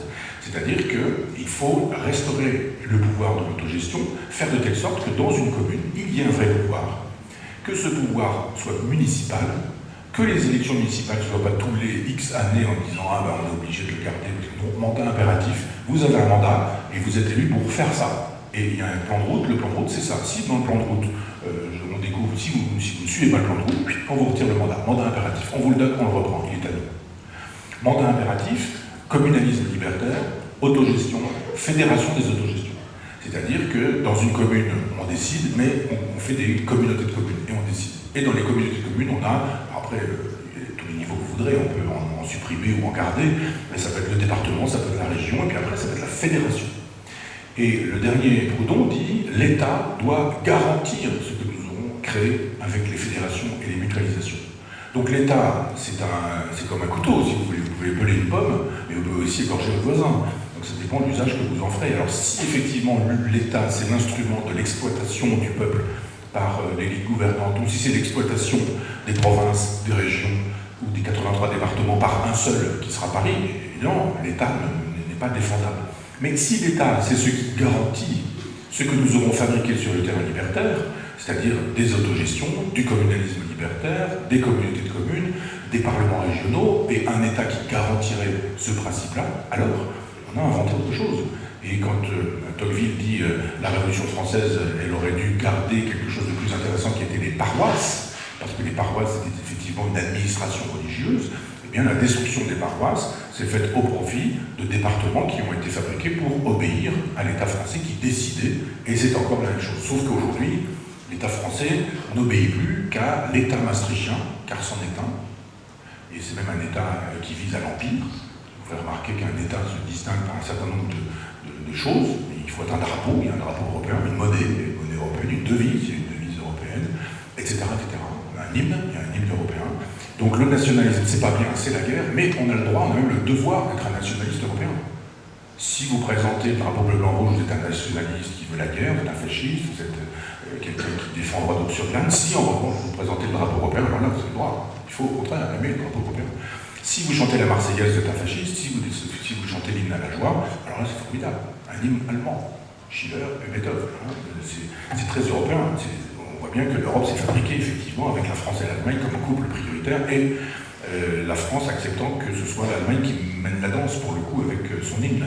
La monnaie, c'est exactement la même chose. Vous avez l'euro, etc., etc. Donc effectivement, on voit bien que le symbole, enfin la technique jacobine fait la loi en France depuis Maastricht. C'est toujours une technique jacobine, mais c'est plus la France qui fait la loi, c'est la France qui est une province dans l'État maastrichtien qui a vocation à l'Empire, puisque on voit bien que certains s'interrogent en disant mais pourquoi pas la Turquie en Europe, et pourquoi pas le Maroc?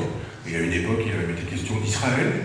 C'est formidable, si l'Europe, ça permet à des gens qui sont du Levant, du Maghreb, ou de l'Asie, de relever de l'Europe, alors à ce moment-là, ça ne veut plus rien dire. Qu'est-ce que ça veut dire? Si ce n'est que, effectivement, on voit bien l'idée de Jean Monnet derrière la tête de tous ces gens-là, c'est qu'il faut unifier le marché mondial et planétaire. Nous roulons pour le capital. Maastricht roule pour le capital, et le capitalisme, et pour le libéralisme. Donc effectivement, dans ces cas-là, il n'y a pas de problème pour que l'Europe puisse admettre le Maroc, la Turquie, il n'y a évidemment aucun problème. Je dis juste que nous sommes toujours dans des configurations jacobines, et que si nous voulons résister à la configuration jacobine, il reste la possibilité d'option girondine. Et là, pour le coup, il ne faut pas attendre de l'État qui nous donne l'autorisation d'être girondin, mais il faut l'être. Il faut l'être, il faut le devenir, il faut prendre le pouvoir, là où on est. Là où on est, et on fabrique dans la communauté, avec des communautés d'amis, des communautés de copains, je disais hier, on fabrique des écoles alternatives, on fabrique des coopératives, des mutualisations, on fabrique des banques, on fabrique des bâtiments, on construit des bâtiments, on fabrique des résidences de personnes âgées. On peut toujours dire, ah mais ce serait bien quand même que les EHPAD, ça cesse d'être les EHPAD comme sont les EHPAD, c'est-à-dire des mouroirs, des endroits où on met les anciens à mourir en payant très cher. Pour qu'ils puissent finalement débarrasser le plancher parce qu'on a autre chose à faire dans sa maison, on a envie de regarder la télé, il faut qu'on s'occupe des enfants qu'on vient de faire parce qu'on a divorcé, on a des grands-enfants, puis on en a des nouveaux parce qu'on a fait un nouveau mariage, et effectivement, etc. Donc les vieux peuvent crever, puis on les met dans les EHPAD. Il faudrait que ça change, Monsieur le Président, mais non. Créer des EHPAD, vous dites, on se met à 10 copains, et puis on va inventer un concept dans lequel les anciens qui ont la pêche vont s'occuper des anciens qui ont moins la pêche. Et puis on va faire des choses, parce que ça se passe comme ça. Ce sont des anciens qui veulent démarrer l'aventure. Mais le girondinisme, c'est ça. C'est juste de dire, on arrête de croire que l'État peut tout, on arrête de rendre l'État responsable de tout en permanence, et on dit, ben nous, on croit à ça. Et puis Baba Yagar, les grands-mères un peu féministes, ils ont s'emmerdé toute la vie avec les mecs, maintenant on est retraités, on doit s'emmerder avec les mecs, et ils ont fabriqué une maison de retraite pour elles. En disant on est des copines, on reçoit des gens, mais il n'y a pas de mec, on n'en veut plus, on a assez donné. Ben voilà, c'est la règle du jeu, on peut faire une autre association en disant, je sais pas quoi, tout est possible, hein, des anciens profs, des anciens de gauche, des anciens, je sais pas quoi, des partouzeurs, enfin tout est possible. Après il suffit juste de le vouloir. Et le girondinisme, c'est ça. L'anarchie positive de Proudhon, c'est ça, c'est de dire, la politique, c'est notre affaire. La souveraineté, c'est notre affaire. La démocratie, n'attendons pas qu'elle tombe du ciel, parce que l'État déciderait qu'effectivement on donnerait au bon peuple c'est la démocratie qui le réclame. Non, il faut l'apprendre, et l'apprendre, c'est pas seulement revendiquer, descendre dans la rue en disant on voudrait ceci, on voudrait cela, c'est juste de dire on prend, on fait. On n'est pas content de l'école comme elle fonctionne, et bien on arrête de descendre dans la rue en disant on manifeste, et puis on arrête de faire les cours parce que ça va. Non, on dit bah, on va créer une école, et puis on va trouver un lieu, et puis on va faire de l'école autrement. Et vous avez des expériences, vous avez des pédagogies Montessori, des pédagogies freinées, des pédagogies libertaires, j'en parlais tout à l'heure, Jean Grave. La Ruche, non, Sébastien Faure qui crée une école libertaire qui s'appelle La Ruche. Tout ça est possible, tout ça est pensable. Il faut juste se défaire du schéma jacobin, centralisateur, étatique et bien sûr capitaliste et libéral. Ce qui doit primer dans un EHPAD, c'est pas qu'on puisse se servir des vieux pour remplir les caisses de gens qui se font des fortunes considérables. Les directeurs d'EHPAD, enfin les propriétaires d'EHPAD sont des gens qui sont les plus fortunés avec les patrons des supermarchés aujourd'hui. C'est juste de dire que ce que doit faire la loi dans un EHPAD, c'est la dignité des anciens. C'est pas le fait qu'ils soient susceptibles d'être rentables, c'est ça. Ce qu'il faut dans un EHPAD, les anciens doivent être conduits jusqu'à la mort, puisque là, c'est ce qui les attend au plus vite, dans les meilleures conditions, on peut tout faire pour ça. À l'école, ce qui doit faire la loi, c'est l'instruction, c'est l'intelligence, c'est la promotion de la culture, du savoir, du raisonnement, etc. Dans la culture, c'est la même chose. On ne va pas promouvoir des bouquins en sachant qu'ils se vendront bien, ou des films en disant ça va bien marcher, mais juste de dire il faut contribuer à l'histoire de la littérature le plus qu'on le pourra, ou à l'histoire du cinéma. Et ça, je pense qu'on ne peut plus l'attendre de nos gouvernants. Et il faut que nous soyons nos gouvernants, et il faut que, indépendamment de ce que l'État français subit en reste, l'État maastrichtien avec son infinie puissance et le projet de gouvernement planétaire, et bien tout ça, laissons-le si on veut, mais la résistance, la vraie résistance, elle est là, on se retrousse les manches, et là où on est, on fabrique de la communauté, de l'autogestion, des micro-républiques, et on en parle, c'est-à-dire qu'on fait circuler l'information pour que d'autres sachent qu'on n'est pas condamné à répéter le vieux schéma que Philippe le Bel a mis en place il y a des siècles.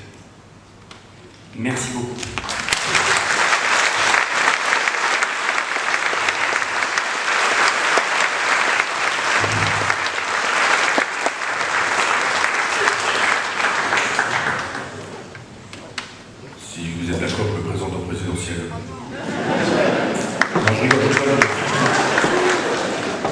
Personne ne prenne ça au sérieux, qu'on aille payer de l'État de la Réunion, pas du tout.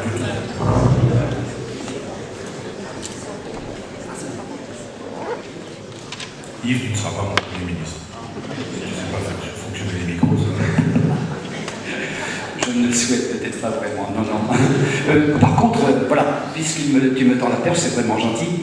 Les amis de l'université cherchent un président depuis déjà 3 ou 4 ans.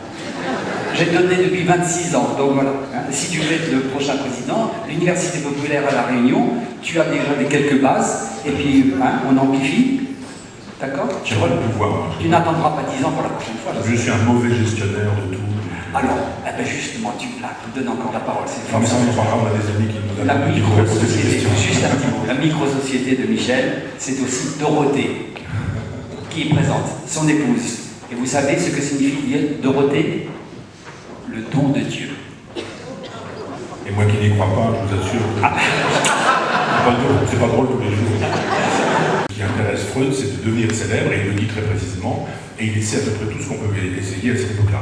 Donc il essaie l'hypnose, il essaie l'électrothérapie, il essaie la manipulation, le tripotage, etc. Il essaie plein de choses, et ça marche pas, puis à un moment donné, il est prêt à tout en disant mais moi je veux de l'argent, j'ai une famille, j'ai des enfants, je veux être célèbre, et voilà. Donc j'explique comment dans le dispositif freudien, ce que nous racontent d'ailleurs les correspondances, il y a chez lui non pas le désir de faire de la science, de faire avancer la science, contrairement à ce qu'il dira un peu plus tard. Il y a eu 3 grands moments dans l'histoire de l'humanité, il y a eu Galilée, il y a eu Darwin et moi-même. Il le dit quand même très précisément, à un moment donné, il dit Galilée, parce qu'effectivement tout le monde croyait à cette époque que la Terre était au centre, et il dit mais non, pas du tout, c'est le Soleil qui est au centre de l'univers, et la Terre est un satellite, elle tourne sur elle-même autour du Soleil. Donc Galilée, effectivement, on a mis un coup à l'orgueil des hommes. Darwin nous dit, mais non, Dieu n'a pas créé l'homme à son image, mais il y a un singe qui évolue et qui un jour devient un homme. Là encore, deuxième blessure narcissique, dit Freud. Et Freud dit troisième blessure narcissique, moi qui invente la psychanalyse, parce que chacun pensait que le moi était au centre de lui-même, alors qu'au centre de soi-même, c'est pas le moi, c'est l'inconscient, et c'est une blessure narcissique, une troisième blessure narcissique.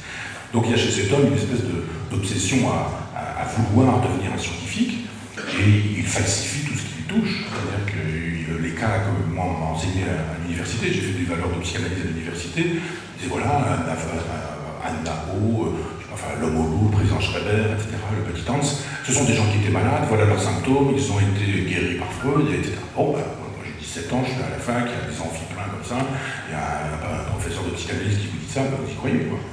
Et puis à un moment donné, quand vous faites le travail par vous-même, vous apercevez que c'est faux. Aucun de ces gens-là n'a véritablement existé. Freud fabriquait des cas, il mélangeait des petits trucs comme ça, il les a jamais sauvés. Et que par exemple, quand il s'agit de l'homme au loup, eh bien, l'homme au loup a lui-même écrit un petit peu plus tard qu'il n'a jamais été guéri par Freud, que Freud lui a pris beaucoup d'argent et que de fait, il s'est servi de lui, qu'il a beaucoup menti, etc. Bon, je ne vais pas faire un long exposé sur Freud, mais juste dire que il faut faire attention à la phrase que vous utilisez, parce que c'est ce que les médias ont utilisé en disant oui, on ferait que Freud aime l'argent, Freud est juif, donc on ferait un antisémite, et l'affaire est réglée, on n'a pas parlé de mon livre. Du moins, on en a parlé sur ce terrain-là. C'est plus compliqué que ça. C'est vraiment beaucoup plus compliqué que ça. Il y a chez Freud une espèce de propension à croire que sa névrose, c'est la névrose du monde, et qu'il faut universaliser sa propre maxime, pour utiliser le vocabulaire de Kant. C'est-à-dire que lui, par exemple, est amoureux de sa mère, il déteste son père, et il nous dit, quand il déménage, ils sont à Vienne, il passe la nuit dans un train avec sa mère, et il dit « Je n'ai pas pu ne pas la voir nue ». La nuit se déshabillée, et donc je l'ai vue, j'ai refoulé ce sentiment, parce qu'effectivement, j'étais amoureux de ma mère, je détestais mon père, etc. Et puis quelques temps plus tard, ça devient complexe. C'est-à-dire tous les garçons sont amoureux de leur propre mère, et tous les fils veulent tuer le père. Mais non, c'est une bêtise, c'est faux. Et donc je mets en perspective la vie de Freud pour dire qu'il a inventé prétendument des concepts qui ne sont pas des concepts à prétention universelle, alors qu'il avait eu la prétention de faire des concepts universels, mais que ce n'est jamais que la biographie d'une pathologie personnelle. Donc, on va reprendre tout ça, parce qu'on va partir 2 heures uniquement sur Freud, mais voilà. Vous avez parlé ensuite de souveraineté en disant qu'il fallait des super-États pour éventuellement sauver la planète. Vous pensez bien que la fédération, par exemple, d'une Europe, qui nous permettrait de dire, voilà, on a une Europe fédérale, qui dirait à la Chine, oh, c'est pas bien de polluer, ce serait bien que vous arrêtiez, ils sont fous les Chinois. Si vous disiez aux Indiens, oh, ce serait pas bien que vous continuiez, enfin, c'est pas bien de continuer à polluer comme ça, il faut arrêter, les Indiens s'en foutent. Si vous dites aux Africains, mais vous avez vu dans quel état est l'Afrique, etc., mais on n'en a rien à faire. Vous vous êtes gavés, vous avez massacré la planète, votre civilisation a détruit la nature, et puis maintenant vous êtes épuisés, vous êtes en train de nous dire, ah ben il va falloir économiser la planète, mais c'est vous qui l'avez détruite. Nous on veut des 4x4, on veut des appareils perfectionnés, on veut des ordinateurs, on veut des iPhones, etc. Donc l'écologie, il faut la penser comme ça. Ça n'est pas parce que vous aurez réussi à fabriquer une Europe fédérale que vous pourriez peser quoi que ce soit auprès des États-Unis, dirigés par Trump, même par Obama. Trump, il fait exactement la même chose qu'Obama, sauf qu'Obama disait le contraire, puis il faisait pareil. Je veux dire, un chef de l'État américain n'est jamais un chef d'État américain sans donner des gages aux puissances pétrolières, aux puissances qui vendent des armes et aux puissances qui sont les puissances de l'argent. Ça se saurait. Si les Américains étaient des démocrates, ça se saurait. Donc, vous n'aurez pas la possibilité d'infléchir le pouvoir américain, d'infléchir le pouvoir chinois, d'infléchir le pouvoir d'une Afrique qui n'existe pas. Elle est morcelée, vous n'avez pas d'identité africaine. Et cette histoire d'écologie, effectivement, elle est formidable. Mais sauf que la planète, elle est morcelée. Elle est morcelée en civilisation, elle est morcelée en culture. Et elle est morcelée avec des gens qui disent, mais nous, on n'en a rien à faire de la planète. Ça nous est absolument égal, qu'elle soit, qu'elle ne soit pas, qu'elle ne soit plus. Donc c'est beaucoup plus compliqué que de croire sur le vieux modèle, sur le vieux schéma colonialiste, que nous, les bons Européens blancs, on est tellement intelligents. Mais justement, je parlais tout à l'heure de John Wayne, c'est lui qui est à l'origine de ça. C'est-à-dire qu'on lui a dit maintenant, il faut faire fumer les gens, et il faut surtout faire fumer les femmes. Et donc, effectivement, il créait les comportements. Et on sait comment ça se fait aujourd'hui. Donc, effectivement, il disait, voilà comment il faut associer à un produit qu'il va falloir vendre. Ça marche très bien, parce que vous faites poser une belle question, parce que ça marche très bien avec l'écologie. Simplement, à une époque, c'était, il faut vendre du tabac. Comment peut-on faire de telle sorte que des gens achètent du tabac, des hommes, mais surtout des femmes? Il faut faire fumer les femmes. Et donc, on avait donné la campagne à Berlès, qui lui dit effectivement, eh bien, on va rendre ça désirable, évidemment. De la même manière qu'aujourd'hui, il faut vous rendre désirable l'achat des produits écologistes. Donc, évidemment, c'est toujours écologique. C'est toujours mieux de dire, quand j'achète, je fais un bon acte. Donc là, il faut travailler à associer le tabac à des vertus qui peuvent être sympathiques. C'est-à-dire, pour les hommes, la virilité, pour les femmes, l'émancipation. Et donc, ils ont travaillé sur ce sujet-là. Un homme qui fume, c'est un cow-boy. Et qui ne veut pas être un cow-boy? Théoriquement, à cette époque-là, tout le monde veut être un cow-boy. On est dans un machisme effréné, donc le mec, voilà, c'est John Wayne. Quelle femme ne veut pas être émancipée? Voilà, Et les femmes, d'un seul coup, elles sortent une cigarette, elles fument. Oh, putain, elle est émancipée. Mais donc, vous ne vendez pas du tabac pour infecter des gens, pour les rendre malades. Il faut juste leur dire, si vous fumez, vous ne vous mettez pas du goudron dans les poumons. On ne dit pas ça. On dit, si vous fumez, vous, monsieur, vous êtes un homme, un vrai, vous, madame, vous êtes effectivement émancipé. Tout le monde se jette sur le tabac. Après ça, une fois que vous avez goûté une première fois, évidemment, vous traitez les tabacs en y mettant des substances addictives. Et quand vous avez utilisé des substances addictives, vous en avez envie à nouveau. Et comme on vous a amené au produit, que vous avez goûté le produit, que le produit est addictif, vous continuez à fumer et vous pouvez vendre vos produits pendant des années. Et les industries du tabac, comme par hasard, financent les présidents de la République des États-Unis. Et en même temps, les vendeurs d'armes, etc. Alors évidemment, il y a un moment donné où des gens disent, mais attendez, il y a du goudron, il y a un tas de trucs dangereux, c'est quand même dangereux, le tabac, etc. Bon, bah après, il va falloir utiliser exactement les arguments inverses pour dire, mais monsieur, si vous fumez, vous allez perdre votre virilité. Mais regardez, aujourd'hui, les tabacs fumés tuent. Alors, on ne vous fait pas encore des photos de Robignol en nous montrant l'état dans lequel ils sont, mais vous avez vu les photos, ça peut rendre impuissant. Bon, alors évidemment, si vous regardez un truc et que ça peut me rendre impuissant, on se dit, bah, j'ai pas très envie de ça, quoi. Vous avez vu l'état de vos poumons, vous avez vu à quoi vous pouvez ressembler, puis on photographie des cancéreux, des trucs comme ça. Donc maintenant, c'est l'inverse. Sur les paquets de tabac, ça veut dire que les gens vont acheter, il faut rendre le tabac détestable, et on rend le tabac détestable en associant une autre idée, en disant le tabac, c'est la mort, c'est la maladie, c'est l'impuissance, c'est ceci, c'est cela, etc. Donc Bernays, il théorise tout ça, et puis il va falloir rendre désirables des comportements de masse. Eh bien, comment peut-on rendre désirable un comportement de masse qui va faire que des gens vont voter massivement pour Maastricht? Eh ben voilà, on y est. C'est-à-dire qu'effectivement, il va falloir associer Maastricht à des vertus positives, la paix, évidemment, qui préfère la guerre à la paix? Non, tout le monde veut la paix, donc c'est la paix, c'est le progrès, c'est la vérité, c'est le sens de l'histoire, c'est l'humanité réconciliée. Souvenez-vous des arguments pour Maastricht, il ce serait plein d'emploi, il n'y aurait plus de chômage, il n'y aurait plus aucun problème, tout le monde s'aimerait, on finirait par discuter les uns les autres, sans frontières, aller les uns chez l'autre, on aurait une même monnaie, ce serait tellement formidable. Et puis après ça, si vous êtes contre, ah, mais vous êtes un nazi, vous êtes un fasciste, vous êtes un défenseur des frontières. Les frontières, c'est Adolf Hitler, c'est Vichy, c'est etc., etc. Bon, bah à ce moment-là, qu'est-ce que vous faites? De la même manière que vous voulez que John Wayne vous fumez, de la même manière que vous ne pouvez pas n'avez pas envie d'être impuissant avec votre femme, vous arrêtez le tabac, parce que 30 ans après, on a changé d'avis. Là, on vous dit, ben voilà, il va falloir voter. Ah oui, mais les gens, ils votent, ils disent, bah oui, mais non, on vote pour la paix, pas voter pour la guerre. Et voilà. Et Bernays, et c'est ces gars-là, c'est l'introduction de la publicité dans la politique française avec Mitterrand. Comment peut-on, vous vous rendez compte, vous imaginez le général de Gaulle qui demanderait à un vendeur de soupe de lui dire, alors faites-moi passer l'appel du 18 juin, ce serait bien que me rende ça sexy un peu. Il faudrait que ce soit de l'amour, l'appel du 18 juin. Mitterrand, il dit, trouvez-moi un truc, il faut me rendre désirable. Il l'était si peu, naturellement. Il a demandé à ces gars-là qui, effectivement, il dit, voilà ce qu'il faut dire, voilà comment il faut le dire, voilà ce qu'il faut raconter, etc. La force tranquille, enfin toutes ces choses-là. Donc effectivement, Bernays a travaillé sur la fabrication du consentement, et aujourd'hui, vous voyez bien, sur des questions comme l'islam, comme l'immigration, comme l'Europe, comme etc., on fabrique du consentement. Alors évidemment, quand 99,9% de la presse appartient à des gens qui pensent la même chose, vous voyez, et que dans les radios d'État, c'est exactement le tabassage médiatique perpétuel. Et vous savez bien que quand vous écoutez France Culture, France Inter, on dit toujours la même chose, et c'est exactement le même principe. On criminalise des gens pendant qu'on en héroïse d'autres, tout ça parce qu'à un moment donné, on a l'impression d'être libre en allant voter, alors que finalement, on a l'impression d'être libre quand dans un supermarché, on prend ce produit plutôt qu'un autre. On a juste été fabriqué comme ça, pour se dire, ah ben je fume, ah ben je ne fume plus, ah ben j'achète du quinoa, ah ben etc. Souvenez-vous, Mélenchon, il se fait une petite recette, à l'époque où il veut laisser croire qu'il faut récupérer les écologistes, hein. Il a fait son deuil des communistes, bon après il change, enfin. Il fait une petite recette écologiste. Il dit voilà, je voudrais maigrir, trop fort, il est dans sa cuisine, puis voilà, je veux du quinoa, alors du quinoa, beaucoup, etc. Et puis recette végétarienne, hein, dit-il. Et à la fin, il dit, et puis j'ajoute des petites crevettes. Formidable. Chacun aura constaté que la crevette est un légume comme les autres. Et bien, ça passe comme une lettre à la poste, parce qu'effectivement, le quinoa est politiquement correct. En revanche, si vous voulez une entrecôte rouge saignante, c'est pas du tout politiquement correct. Vous tuez des animaux, vous mettez la planète en péril, dès que vous mangez une entrecôte, vous détruisez la planète. Vous voyez comment, à un moment donné, vous dites, non, un petit peu moins de viande, là, je lève le pied sur la viande, donne-moi un petit peu de quinoa. On a l'impression qu'on est libre, mais on ne l'est jamais. Dans ce qu'on pense, dans ce qu'on achète, dans ce qu'on mange, dans ce qu'on lit, dans ce qu'on va voir au cinéma, etc.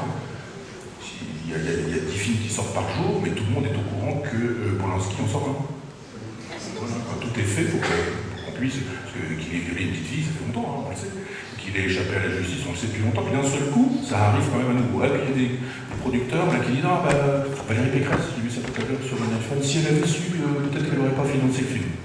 Bah, c'est vieux quand même, hein, le viol. Je pense qu'elle était à peine née, même, je pense, Valérie Pécresse. Et ça s'est quand même beaucoup dit. Mais il faut vous rendre désirable un film, la vision d'un film, il faut vous rendre désirable la lecture d'un livre. Ah, pourquoi Houellebecq est un grand romancier? Parce que tout est fait pour vous dire que c'est un événement et vous n'allez tout de même pas éviter l'événement. Alors il paraît que dans le dernier Houellebecq, il y a ceci. Non, c'est pas vrai. Si, je te le dis. Ah bon, mais quand est-ce qu'on pourrait avoir embargo? Ah bon, j'aimerais bien l'avoir, j'aimerais bien là. Et puis voilà, votre livre est en tête des ventes alors qu'il n'est pas encore en librairie parce que les achats se sont faits sur Internet et que vous voulez absolument lire ce livre dont tout le monde a parlé. On crée du consentement, on fabrique du consentement, on produit du consommateur, et on produit des lecteurs, et on produit du vote. Et vous voyez où on en est, quoi. Je vais m'arrêter. S'il faut d'autres questions. Oui, bonsoir. Bonsoir. C'est une question à cheval sur votre intervention d'hier et d'aujourd'hui. Alors voilà, j'ai du mal à saisir comment votre critique du capitalisme rentre dans votre analyse civilisationnelle. C'est-à-dire, y a-t-il une civilisation capitaliste? Et si oui, comment cette civilisation rentre dans votre analyse civilisationnelle, notamment sur la question du sacré et du spirituel, puisque le capitalisme est à la fois judéo-chrétien, islamique ou chinois? Oui, alors, je disais tout à l'heure qu'on pouvait être contaminé, je ne sais plus si c'était tout à l'heure ou dans les autres conférences, je ne sais plus, mais enfin, je veux dire qu'on peut très bien être contaminé par le marxisme sans être soi-même marxiste. Une espèce de domination de ce que Jean-Pierre Le Goff appelle le gauchisme culturel, et nombre de personnes souscrivent à la définition marxiste du capitalisme.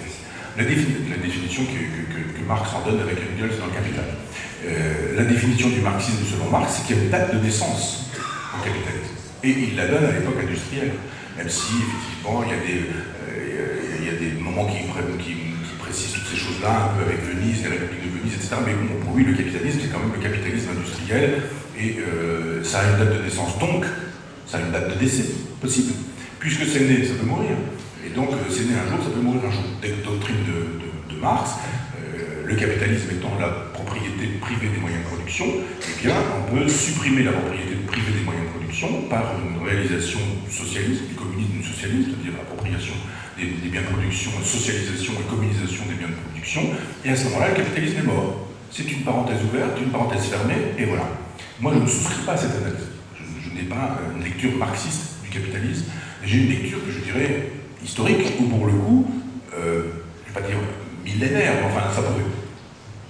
Parce que je crois que la rareté fait le caractère précieux de ce qui est.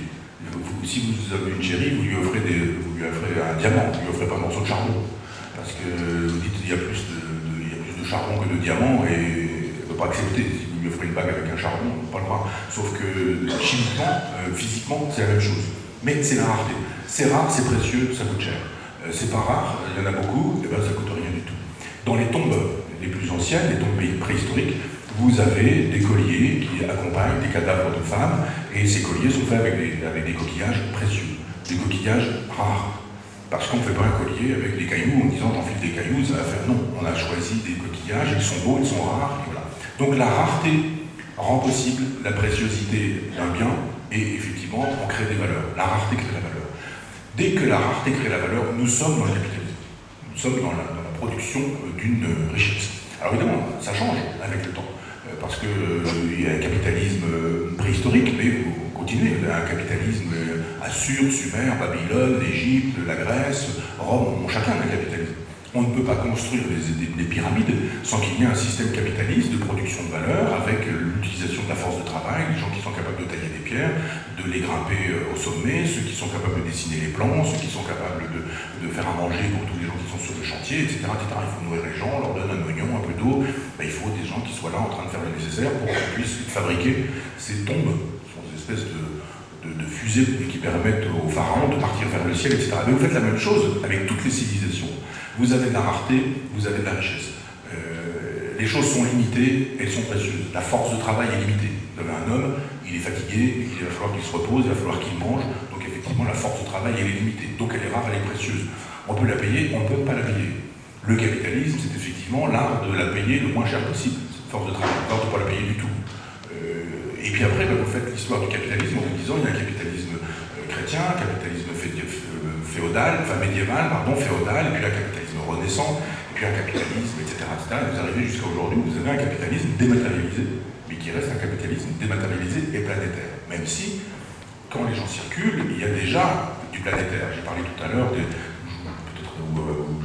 hier, mais de la rareté du bleu outre-mer, parce qu'on allait le chercher outre-mer. Évidemment, si vous êtes obligé d'investir pour aller chercher une poudre avec laquelle vous allez faire une couleur, cette poudre, elle va coûter cher. Voilà pourquoi les peintures, par exemple, les icônes, les peintures d'avant la Renaissance utilisent autant l'or. C'est rare, c'est précieux, c'est brillant, d'accord, c'est la lumière, mais c'est aussi rare. Il n'y en a pas beaucoup, donc c'est précieux. Donc le capitalisme, on ne peut pas s'en défaire. On ne peut pas s'en défaire. La lecture de Marx, ça s'ouvre et on ouvre une parenthèse, on ferme une parenthèse, et puis voilà, il n'y avait pas de capitalisme avant, il n'y en aura pas après, donc ça justifie que le marxisme puisse être. Moi je dis non, il va falloir que les niveaux ont été consécutifs à des périodes de réchauffement ou de refroidissement, eh bien il en est ainsi, on peut très bien imaginer, rien de ce qui est sur la planète n'est immortel ou éternel, qu'effectivement il va y avoir du réchauffement climatique, qu'il va y avoir des mutations, des migrations. Il va y avoir des migrations de plantes, de fleurs, etc. Vous aurez exactement la même chose avec les animaux. On voit bien aujourd'hui que certaines plantes s'acclimatent dans des endroits où elles n'étaient pas, que certains animaux disparaissent dans des endroits, mais réapparaissent dans d'autres endroits. Regardez les peintures préhistoriques, et vous verrez qu'il y avait des lions, par exemple, dans le sud de la France. On n'y est plus. C'est-à-dire qu'effectivement, le climat saharien d'aujourd'hui, c'était le climat du sud de la France à une époque. Donc il faut penser ces questions-là en se disant, faisons la part des choses. Sur ce qui est anthropique, faisons évidemment le nécessaire.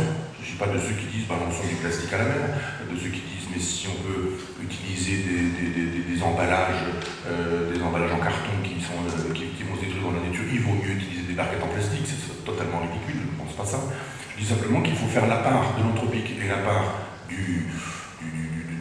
de l'astrophysique, du cosmogonique, du géologique, de toutes ces choses-là, et puis de savoir se dire à un moment donné, eh bien c'est ainsi, exactement comme de temps en temps on diagnostique une maladie foudroyante chez quelqu'un en disant bah hélas, ça va se terminer comme ça parce qu'on peut vous l'annoncer, eh bien on peut dire que hélas, il n'est pas impossible que notre orgueil, pour le coup, pour reprendre l'expression de Freud, en prenne un coup, parce qu'on découvrirait que la planète est programmée pour ne pas durer, ça on le sait.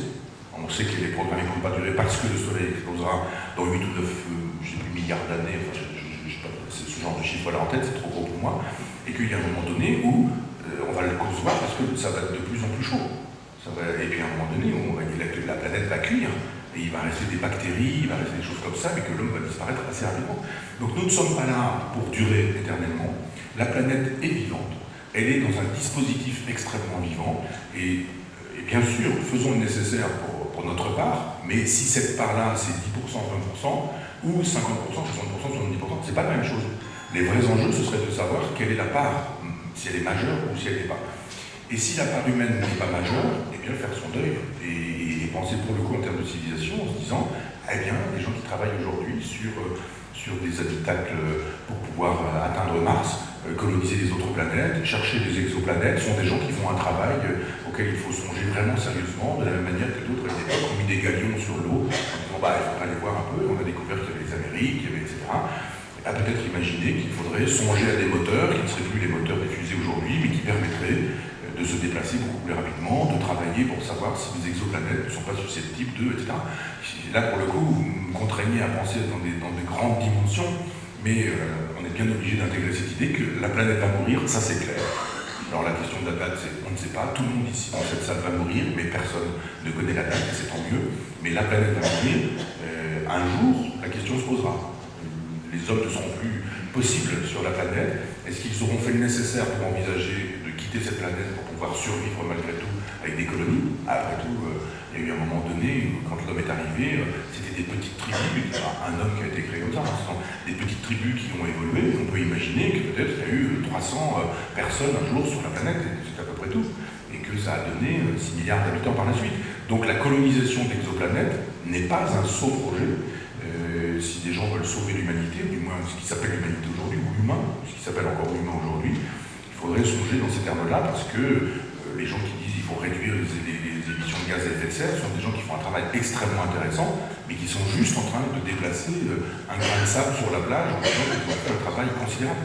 Je pense qu'il faudrait effectivement aller au-delà en disant, bon, faisons vraiment un travail scientifique et qu'on arrête l'idéologie, parce que l'idéologie elle est nécessaire pour le capital qui place ses produits, mais au-delà des produits à placer, il faudrait que nous puissions penser et le destin de la nature, et le destin de la planète, et le destin de l'homme dans cette nature, et la possibilité pour l'homme, pour le coup, de migrer. Alors là, les petites migrations d'aujourd'hui, elles font rire, parce que les vraies migrations, c'est ça, on lâche tout, on oublie tout, et puis on part avec 2 ou 3 trucs, et on s'en va dans un endroit où on va tout recommencer et tout reconstruire. Et là, pour le coup, l'homme s'adaptera. Moi, je ne pense pas qu'il y ait un projet divin, je ne crois pas au dessein de Dieu, et que Dieu aurait voulu ceci ou cela, mais en revanche, je crois vraiment que la nature, enfin que l'univers va vers quelque chose, et lui, l'univers, il sait bien vers quoi il va. C'est pas sur le principe de conscience, mais il y a effectivement ce que Bergson appelle un élan vital, et nous ne sommes jamais que dans le déplacement, le déploiement, le dépliement de cet élan vital. On n'est pas grand-chose, mais on a la possibilité de dire que pourrions-nous faire si effectivement, et ce sera le cas, la planète devient un jour invivable, pas seulement parce que les hommes l'auront salopé, ça c'est vrai, nous l'avons éminemment salopé et nous continuons, mais c'est simplement parce qu'il est ainsi dans le projet de la nature que ça s'est allumé puis ça s'est éteint. Exactement comme des étoiles ont lieu, elles balancent leur lumière et puis elles disparaissent, les lumières arrivent, elles ne sont déjà plus là. Le destin de notre planète, c'est effectivement de ne plus exister un jour. Ceci dit, bonne soirée quand même.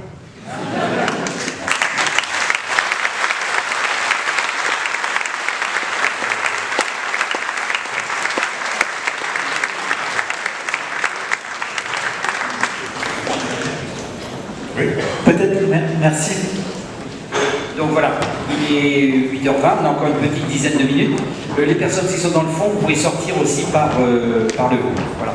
Donc, je donne la parole à monsieur, on a une dizaine de minutes. Je vois bien qu'il y a un mouvement de panique. Il y a le temps, on a encore 7 milliards d'années, vous allez le temps de rentrer chez vous. Donc, bonsoir, merci. Bonsoir. Déjà, merci de prendre la question, puisque j'imagine... Vous êtes où, monsieur? Je suis là. Oui, d'accord. Ma question concerne l'école. En l'occurrence, je suis prof de maths.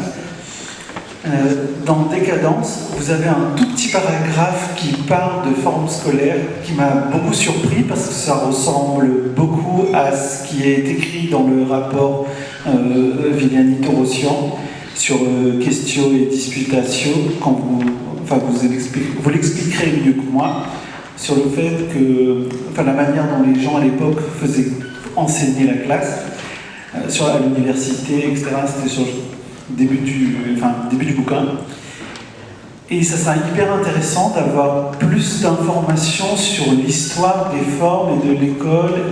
Et en fait, derrière ça, ma vraie question, c'est, pour citer un grand pédagogue, un chercheur, comment penser l'école PAN et comment penser l'école PEN, surtout d'un point de vue girondin. Parce que j'ai quand même l'impression que dans un monde du coup girondin, l'école nationale ne serait plus nationale, et quels seraient les enjeux dans une école qui serait à 100 vitesses, puisqu'il doit y avoir une centaine de départements.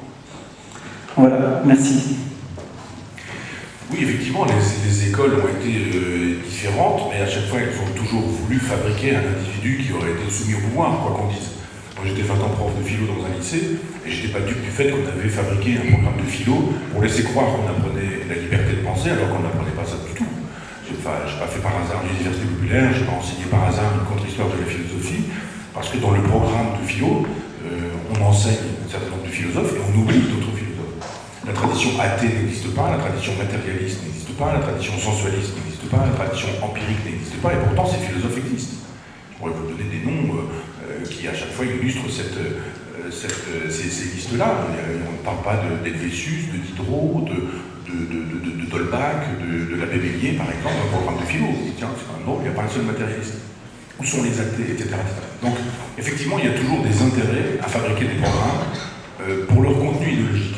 Moi, je pense des choses extrêmement simples, parce que on n'a pas besoin de dire en Corse, vous allez apprendre l'histoire de la Corse, en Bretagne, l'histoire de la Bretagne, c'est pas ça la Gironde. Hein. C'est pas non plus de dire chacun chez soi, il n'y a pas d'État. Pas du tout. C'est une autre conception de l'État. C'est pas l'État qui décide que dans le détail vous allez apprendre ceci ou cela. C'est l'État qui va décider, un peu comme le président préside et le gouvernement gouverne, c'est l'État qui va décider de ce qu'il faut apprendre dans un cursus scolaire.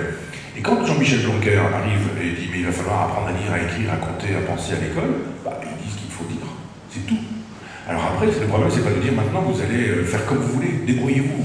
Et puis allez-y avec les méthodes globales, semi-globales, gestuelles, etc. Mathématiques anciennes, modernes, je sais pas quoi. Enfin, non, c'est pas ça. On doit pouvoir dire aujourd'hui, mais est-ce qu'on ne pourrait pas, indépendamment de l'idéologie, aller constater que peut-être ne plus faire de dictée, ça reste un problème si on a envie d'apprendre l'orthographe. Comment pouvez-vous apprendre l'orthographe si vous ne faites pas de dictée? Comment pouvez-vous apprendre à calculer si vous ne faites pas de calcul mental? Après, on dit, bah oui, on fait des calculatrices. Oui, alors, ça ne sert pas à apprendre à calculer, les calculs, ça sert à fabriquer un cerveau qui est performant. Moi, j'ai lu un livre qui m'a beaucoup marqué au moment de sa parution. C'était le livre de Jean-Pierre Changeux qui s'appelle L'homme neuronal. C'est un livre un peu technique, un peu scientifique. Il y a des moments où c'est un peu trop technique, me semble-t-il, mais ça a quand même été un très grand succès librairie. Et beaucoup de gens ont lu ce livre et il y a un moment donné où Changeux dit si à la naissance vous masquez l'œil d'un enfant, c'est une expérience hein, mais que je ne vous invite pas à faire, mais cet enfant, et à un moment donné vous enlèverez le bandeau, ce ne sera pas forcément Jean-Marie Le Pen, mais à un moment donné vous direz alors, maintenant on va lui apprendre à regarder, fini. La zone du cerveau qui n'aura pas été sollicitée est définitivement morte. Vous voyez ce que ça veut dire? Ça veut dire que si vous ne sollicitez pas pendant l'éducation d'un enfant un certain nombre de zones, jamais plus elles n'existent. Quand sollicite-t-on la possibilité chez un enfant de sentir, de goûter, de voir, de distinguer les subtilités? Quand? On vous dit à l'école, vous allez apprendre ceci, vous allez apprendre cela, etc. Maintenant, je ne vais pas juger de ce qui se fait encore aujourd'hui, mais ça n'est plus possible, ça n'est pas pensable. Ce sont éventuellement les parents qui font ces choses-là, mais sinon, à l'école, on ne fait plus ces choses-là. Donc on doit pouvoir dire, mais non, tout ce qui va permettre d'éduquer la sensorialité au sens large du terme, la subtilité, l'élégance, la délicatesse, les petites opérations infimes, tout ça, ce sera bienvenu. Ça veut dire que, par exemple, on peut faire un cours en disant aujourd'hui, on va goûter de l'eau. Et je vais vous amener des eaux pétillantes, gazeuses. Elles vont changer de température. Vous aurez du frais, du chaud, du tiède, et on va penser ça. Maintenant, goûtez-moi ça. Et les enfants, on leur fait goûter des choses. Raconte-moi la différence entre ces trois eaux minérales, ces trois eaux qui sont différentes, mais en même temps, cette même eau, mais à trois températures différentes. Vous leur faites écouter une interprétation, je ne sais pas, d'une valse de Chopin. Et puis vous leur faites écouter trois interprétations de la même valse de Chopin. Vous leur dites, bah alors, qu'est-ce qui distingue ces trois valses-là? C'est la même valse, mais ce sont trois pianistes. Et ils disent des choses dans leur interprétation. Est-ce que tu entends ce qu'il faut entendre? Mais si vous sollicitez le cerveau de l'enfant de cette manière-là, il est bien évident qu'il disposera d'un organe performant, qui sera capable de faire des distinctions fines et subtiles, et nous avons besoin de distinctions fines et subtiles. La mémoire s'entretient. Moi j'ai connu une époque, comme beaucoup peut-être ici, où il fallait mémoriser des numéros de téléphone, où il fallait mémoriser des déplacements, où il fallait se dire, bon voilà, maintenant vous avez un GPS qui fait ça pour vous, vous avez le téléphone, et donc, quand mémorise-t-on des choses? Je dis, on apprenait qui est capable aujourd'hui, comme Kant l'était en son temps, de réciter l'Énéide par cœur. Personne. Donc quand on ne fait plus fonctionner sa capacité à apprendre par cœur, on n'a plus de mémoire.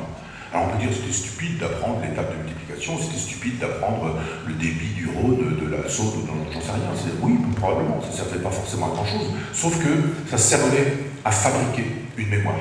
Donc si vous fabriquez une sensibilité, si vous fabriquez une mémoire, si vous fabriquez une intelligence, eh bien vous allez fabriquer le nécessaire. Alors après vous allez me dire, mais moi je ne vais pas le faire avec de l'eau, je ne vais pas le faire avec du vin non plus à l'école, vous pouvez le faire avec des fruits, vous pouvez le faire avec des peintures, vous pouvez le faire avec tout ce que vous voulez. Donc on peut dire, voilà, nous allons nous proposer de fabriquer le cerveau de nos enfants pour que ce soit des cerveaux performants, sensuellement, intellectuellement, cérébralement. C'est faisable. Il y a des choses qu'on fait, puis des choses qu'on ne fait plus. Et on dit, bah non, ça va pas être forcément très utile. Et ça me paraît tout à fait envisageable. On pourrait très bien imaginer qu'un programme se constitue là-dessus. Ne pas oublier le corps, ne pas oublier l'extérieur. Des gens comme Marc des pédagogies Freinet, par exemple, très tôt, disait, on peut fabriquer un journal dans une école. On va faire un potager. Et comment voulez-vous apprendre la nature à des gens qui vivent dans le béton, dans le bitume, qui n'auront jamais vu qu'une ville dans leur vie? Si en revanche je vous dis, ben voilà, on va planter une graine, et puis on va semer, on va planter, on va regarder, on va sarcler, on va biner, et puis on va voir comment ça... On apprend le temps, on apprend la patience, on apprend le cycle de la nature, on apprend des choses qu'on n'apprend pas sinon, autrement. Donc je pense que les pédagogies vraiment alternatives devraient s'adresser à la totalité du corps, à la totalité de la sensibilité et de l'intelligence. Plutôt que de dire, jadis on disait, vous allez, moi je me souviens quand je suis rentré en 6e, les fourberies de Scapin. Je n'ai rien compris, mais quel intérêt, je n'ai rien à foutre des fourberies de Scapin. Vous avez 10 ans, mais si c'est les fourberies de Scapin, c'est au programme. Bon d'accord. Maintenant, je ne sais pas quoi, c'est quand on voit les choses, c'est je sais pas quoi, Charlie la chocolaterie, c'est bien mieux, ou ce genre de choses. Je me dire, mais non, on va faire d'autres choses et autrement. Et après, c'est à chacun, aux instituteurs, on ne dit plus, mais aux professeurs, aux enseignants, de dire, mais moi, je vais inventer ma pédagogie. Moi, j'ai inventé ma pédagogie. J'étais 20 ans prof dans un lycée, et j'avais un programme, j'avais des auteurs, j'avais des notions, j'avais préparé soit la dissertation, soit au commentaire de texte. Je me suis dit, bah, avec tout ça, on fabrique un truc. Et il s'agit pour moi de faire de telle sorte que les élèves ne sortent pas par la fenêtre quand je fais cours. Parce qu'ils avaient coefficient 8 dans des expériences, quand ils faisaient de la comptabilité, quand ils faisaient de la gestion, quand ils faisaient de la vente, tout ce genre de choses. Et puis moi, j'avais un coefficient 1 en philo. Et ben, j'ai inventé ma technique, ma méthode pour faire passer des trucs. Un exemple, le philosophe Alain avait demandé à ce qu'un élève écrive toujours une question au tableau, et il montrait la question et il l'a commentée. Et j'avais lu ça dans une biographie d'Alain, quand j'avais, je sais pas, une vingtaine d'années. Je me dis, c'est formidable cette façon de faire. Puis un jour, il y a un élève qui écrit sur le tableau quels sont les droits des prostituées. Et c'est le jour où l'inspecteur arrive. Donc évidemment, le jour où l'inspecteur arrive, on fait un faux cours. Jamais on fait un cours comme ça. Je sais bien. Et donc l'inspecteur vient, vous lui dit 3 ans avant, et donc vous avez le temps de bosser, et vous préparez 50 heures pour préparer 1 heure, et vous faites semblant de faire un cours comme vous n'en faites jamais. Et tout le monde fait semblant de croire que le cours est vraiment comme ça. C'est vraiment jamais comme ça que ça se passe. Non, là c'est juste pour te charger. Et donc, mais c'est quand même comme ça que ça se passe. Et là, je me dis, mais c'est pas mal cette façon de faire cours, et je disais à mes élèves, question du jour. Je disais aux question du jour. Et alors évidemment, c'était pas des questions très élaborées. Des trucs parfois du genre, vous savez monsieur, Lady Di, elle est morte? C'était la question du jour. Payé par l'éducation nationale, fonctionnaire, j'ai le sens de l'intérêt public, du bien des deniers publics, et je dis, bon, c'est à partir de ça qu'il doit faire un cours. Et je leur dis pas de question, qu'est-ce que c'est que ce truc-là? Je ne m'attendais pas à ce qu'ils me disent, comment des jugements synthétiques a priori sont-ils possibles? C'est la question de la critique de la raison pure, il n'est pas pensable que mes élèves me sortent un truc comme ça. Et je dis, bien, il va falloir y aller. Alors je dis, bon, elle est morte. Comment elle est morte? On va refaire la description des choses. Alors il y a le type qui a bu un coup, il a conduit une Mercedes, il a conduit un peu vite, il y avait les Didi c'est ceci, c'est cela, il y avait les paparazzi, ils sont partis, etc. Vous êtes tous d'accord sur la chronologie, la façon dont les choses se sont passées? Oui, d'accord. Et là, je fais de la philo. Je commence à me dire, bon ben là, je vais leur parler du bouc émissaire chez René Girard.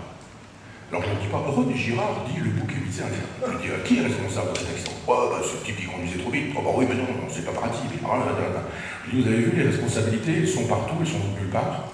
Eh bien, il y a cette théorie du bouc émissaire qui consiste à dire, elle est là, la responsabilité. Et paf, on va chercher un bouc, il n'a rien fait, on l'égorge, on dit, bien fait pour ta gueule, et maintenant, tout va bien se passer parce qu'on est arrivé dans la... Je dis, ce n'est jamais une bonne solution, le bouc émissaire. Et donc, je fais un cours sur René Girard, la théorie du bouc émissaire, etc. Après, responsabilité. Eh bien, je fais un cours sur l'existentialisme. L'authenticité, la liberté, la facticité, je choisis, en me choisissant, je choisis les autres, etc. Sur la liberté, l'autonomie, l'indépendance, etc. On est parti d'une question du genre, vous avez vu, monsieur, Lady Di, elle est morte. Et moi, quand ça sonne, j'ai fait mon boulot, j'ai parlé de René Girard, du sacrifice, du bouc émissaire, j'ai parlé de Jean-Paul Sartre, de l'existentialisme et de l'humanisme, de ce qu'était cette théorie, et j'ai fait fonctionner cette théorie-là sur du réel et sur du concret. Hop, ça sonne, je vais dans la classe d'à côté, question du jour, et c'est une autre question du jour. Donc il faut inventer à chaque fois, j'arrive pas avec un cours, sauf le jour où l'inspecteur. Aujourd'hui, nous allons faire la lettre à Schuller de Spinoza, alors les élèves me regardent, qu'est-ce qu'il lui apprend, enfin.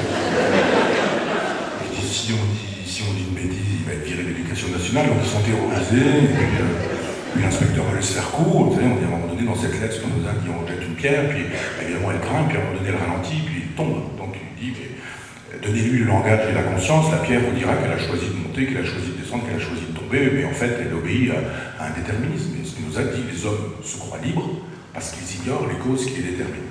Donc je raconte tout ça à mes élèves, on démarre avec tout ça, très bien, monsieur Onfray, ça se passe bien, est-ce que vous me prêtez votre classe? Oui, bien sûr, je vous en prie, monsieur l'inspecteur. Donc il était au fond, il y avait tous les élèves, moi je voyais tous mes élèves, et mes élèves, il y avait l'inspecteur qui était derrière, et d'un seul coup, il leur dit, pourquoi est-ce que la pierre tombe? Et les élèves disent, parce qu'elle est lourde. Enfin, ça veut dire qu'elle est lourde, non, elle tombe, elle obéit à une loi. Ils me regardent, ils se disent, ça y est, il est viré de l'éducation nationale. Mais il y a une loi qui explique que la pierre tombe, c'est quoi cette loi? Alors on dit, c'est la loi de la chute des corps. Ils me regardent, ils disent, ça y est, il est mort. Et alors l'inspecteur se dit à ce moment-là, mais quelle est la formulation mathématique de la loi de la chute des corps? Et là je dis qu'il ne me demande pas, parce que moi je ne sais pas. Mais je regarde en zone, et mes élèves qui se disent, mais c'est pas possible de se faire virer de l'éducation nationale sur un coup pareil. Ils sont terrorisés. Et donc, je me dis, mais il ne comprend rien parce que ce sont des élèves. Donc, le cours a lieu, ça se termine, après ça, on va boire un café. Et en douce comme ça, je dis à ma collègue de maths physique, je dis, c'est quoi la chute des corps?